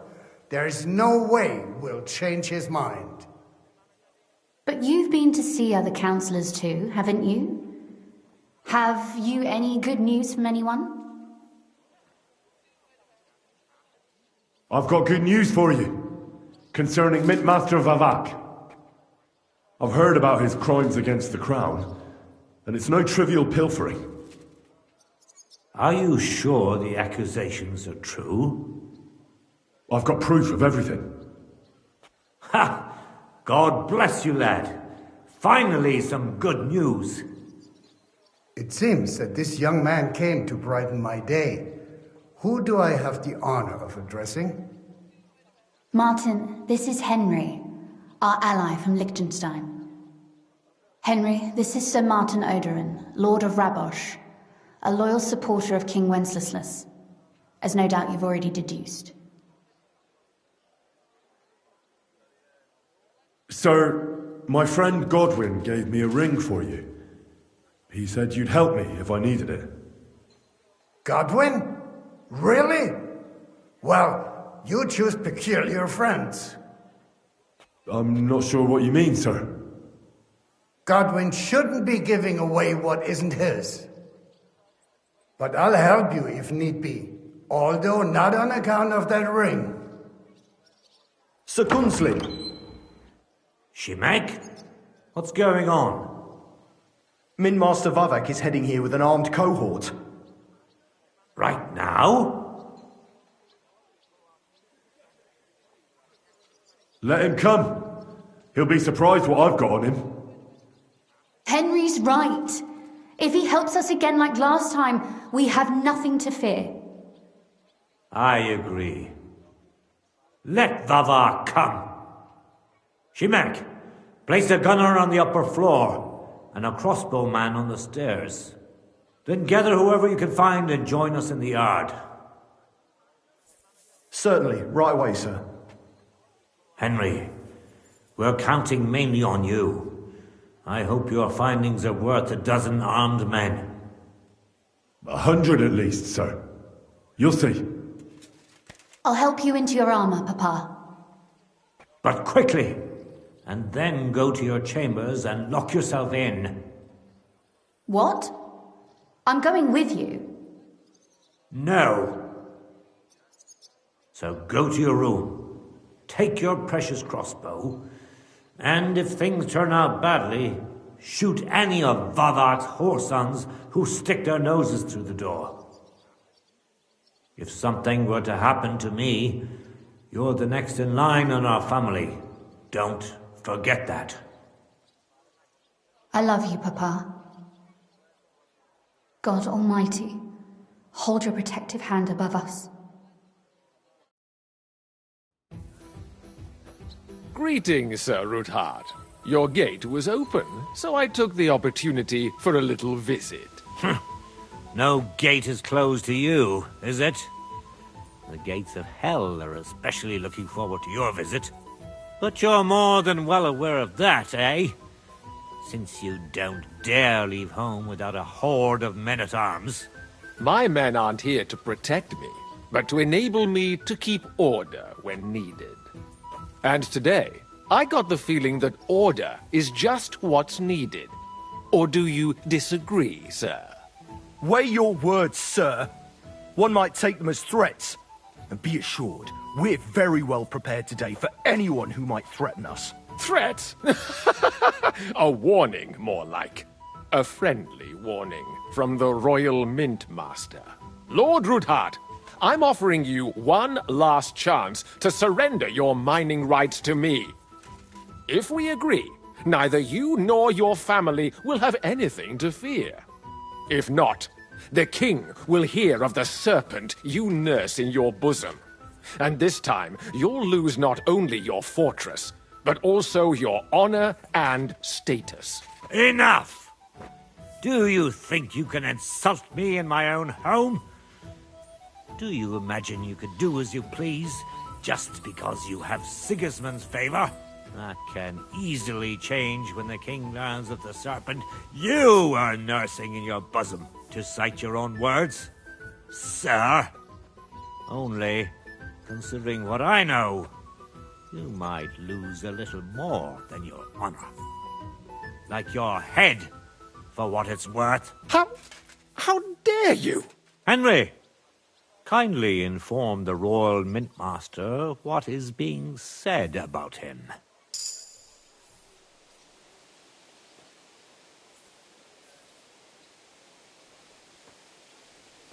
The word is you're in league with Buresh of Krakowitz and Foreman Fett. Together, you've been falsifying the mining records. 1/10 of the silver ingots disappears from the records and ends up in your pockets. That's a capital crime. The king won't let you get away with that, whether Sigismund or Wenceslas. I'd say this somewhat alters the perspective, sir. So from now on, you will leave me and my family be. Or your king will hear of your shenanigans. Exactly. We'll see to that. Mark my words. Are you trying to threaten the Royal Mint Master again? And with nothing but common slander? You haven't learned much since the last time. Well, we've not had much time for that. We've been fully occupied with collecting evidence. Isn't that so, Henry?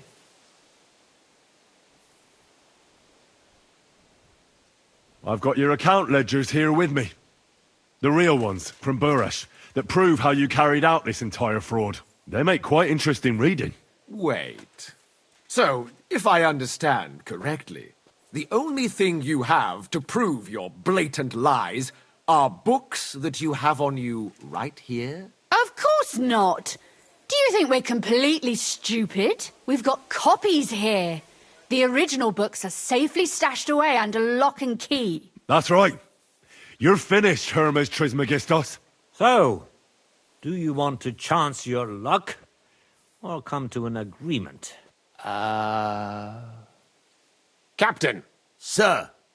This matter is an internal affair of the Crown and my office. I'll resolve it here with these gentlemen in private. Are you sure, sir?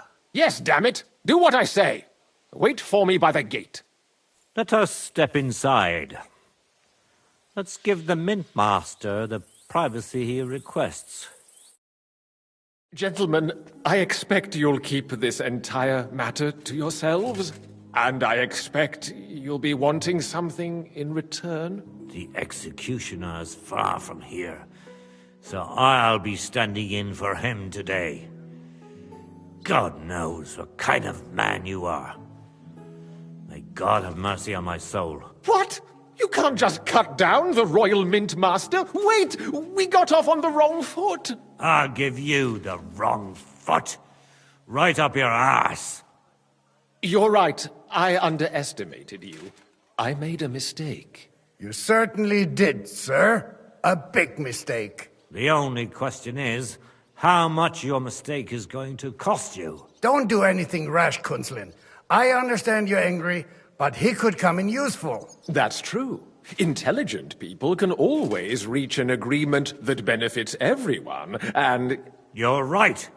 I'm more than angry. Swear you'll leave me and my family in peace, and our mining rights will remain untouched. You have my word. I swear it. Good. You know what awaits you otherwise. If Martin believes you can be of use to us, I'll leave it to him. I'm not in the mood for this. Right. You said intelligent people can come to an agreement. So let's see. We need to know what Sigismund's planning. Spy on the king? You can't ask that of me. It doesn't sound like you want to come to an agreement. You can't. We can, and we will. This is nothing compared to the punishment you're facing for what you've done. Either you agree to this, or Sigismund learns all about it. Then you'd have to run damn far to avoid the chopping block. Henry's right, so don't even think about double-crossing us. You've a lot more to lose than we do. And don't forget about your oath either. I understand. All right, I'll do as you ask. Excellent. And now get out of my house. Of course. I'll take my leave too, Kunslin. I've still got some affairs to deal with today. At least I can see our Mint Master out. I'm sure he'll be delighted to tell me many interesting things. God go with you, Martin.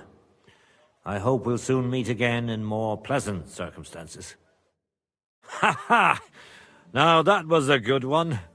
The mighty Mint Master strode in like a lion, and then crawled out like a whipped dog. Oof. I can breathe a lot easier now we've got rid of that bastard. At any rate, Henry, I'll take those incriminating books. I'll hide them in a safe place, just in case he gets any ideas. Good idea, sir. Here they are. Thanks, Henry.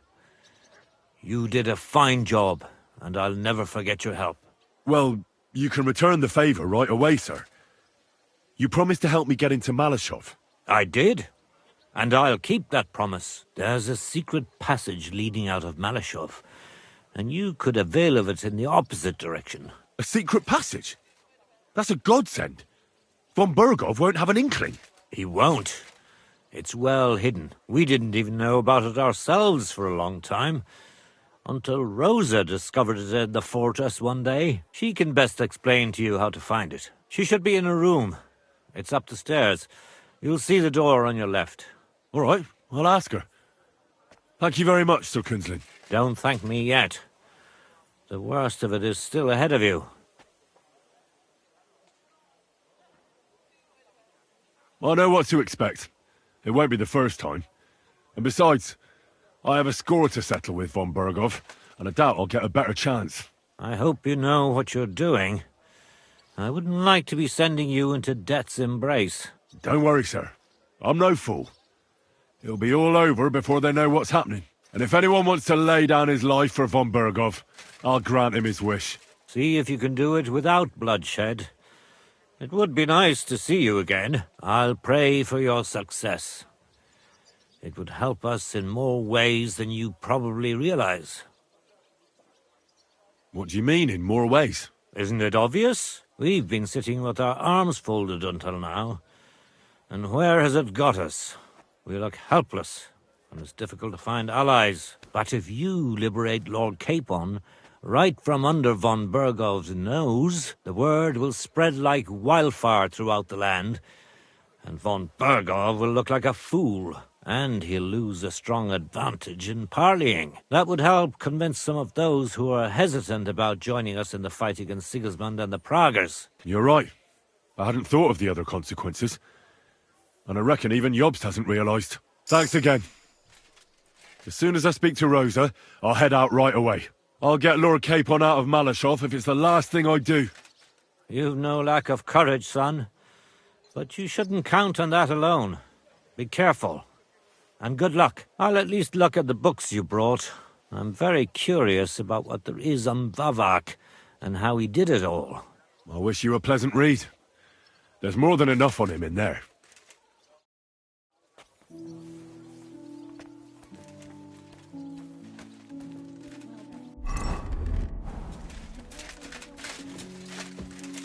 I've got a feeling you're looking for me, Henry. Your father sent me. So I can tell you how to get to our fortress. A task for the lowest lackey, wouldn't you say? Well, you don't need to answer that. Right, yeah. That's exactly why he sent me. But how... What are you staring at? Do you think I was born yesterday? I was listening to you from the top of the stairs. So, this passage, it leads to the cellars, but the outside entrance is hidden underground in a forest, not far from the castle. You can find the exact place if you know where and how to look. Is it in a cave hidden behind a waterfall? Well, no. But it would be nice. Listen, nearby Malashov is a stud farm managed by Hashtal, an old friend of Papa's. We had a wayside shrine set up at the crossroads before the stud farm. Sure. I won't miss it. Wait, though. We haven't got to the hard part yet. From the shrine, you should be able to see a group of boulders. Beyond them are the remains of an old chapel. You'll have to find it, and then there's a kind of... how can I describe it? A window. A gap you can look through. If it's still standing. I hope so too. Anyway, it should direct you towards some ruins. Go there. And now pay attention. Somewhere in those ruins is a stone cross. You have to find it and look where its top points to. If you go the way the cross is pointing, you'll find another one, and again follow the direction it's pointing in. That should lead you to a small clearing, marked by a cross in the rocks. You dig there, and you should get to the passageway. That's a really cunning solution. No random fool would ever find it. That was exactly my intention when I thought it up. Thanks, Henry. I think you're no fool, so you shouldn't have any trouble. And that's not all. Getting into the castle is the easy part. Don't forget, you have to get out too. You're right. Horses will be needed. For me and for Capon. That's exactly what I was thinking.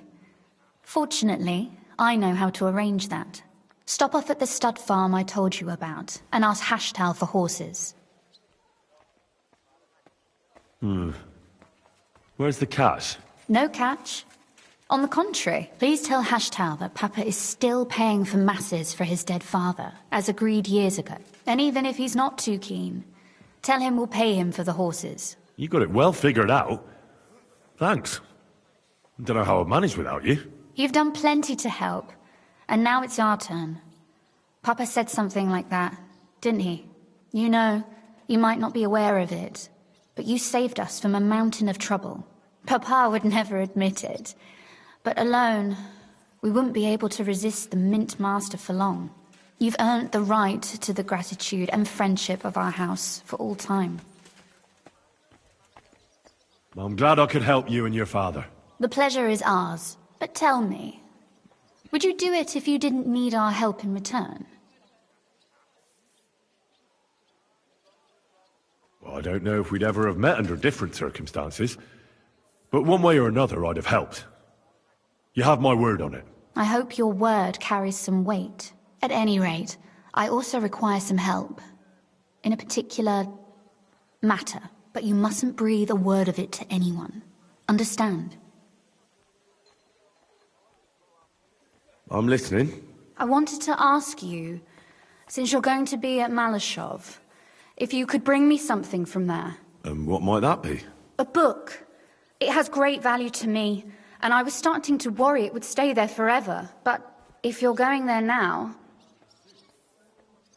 And what book is this that's so important? It's hard to explain to someone uninitiated in the mysteries of writing. What do you mean, uninitiated? I happen to know how to read. Really? Mea culpa. You are full of surprises, so if you do find the book, you'll be able to read it. Well, yeah. That's the way it goes with books. In that case, I'm not going to make it easy for you. If you'd like to know why it's so important to me, you'll have to find it first. Fear not, my lady. I'll gladly tear the entire fortress apart to find that book for you. Restraint, valiant knight. I value your determination, but this way would give yourself away immediately, and I'd remain without my book. Find it nice and quietly, then come back. Your wish is my command. It shouldn't be hard. The book is bound in scarlet leather and inlaid with gold. You won't find many like such there. And take this, so you don't get lost in the fortress. Thank you. It is quite possible you won't get back to Malashov again. So don't forget about me. And Henry, be careful.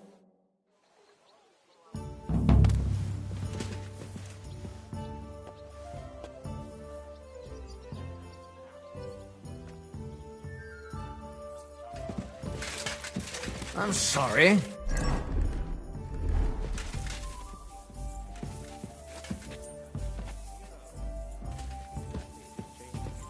Did you hear who died?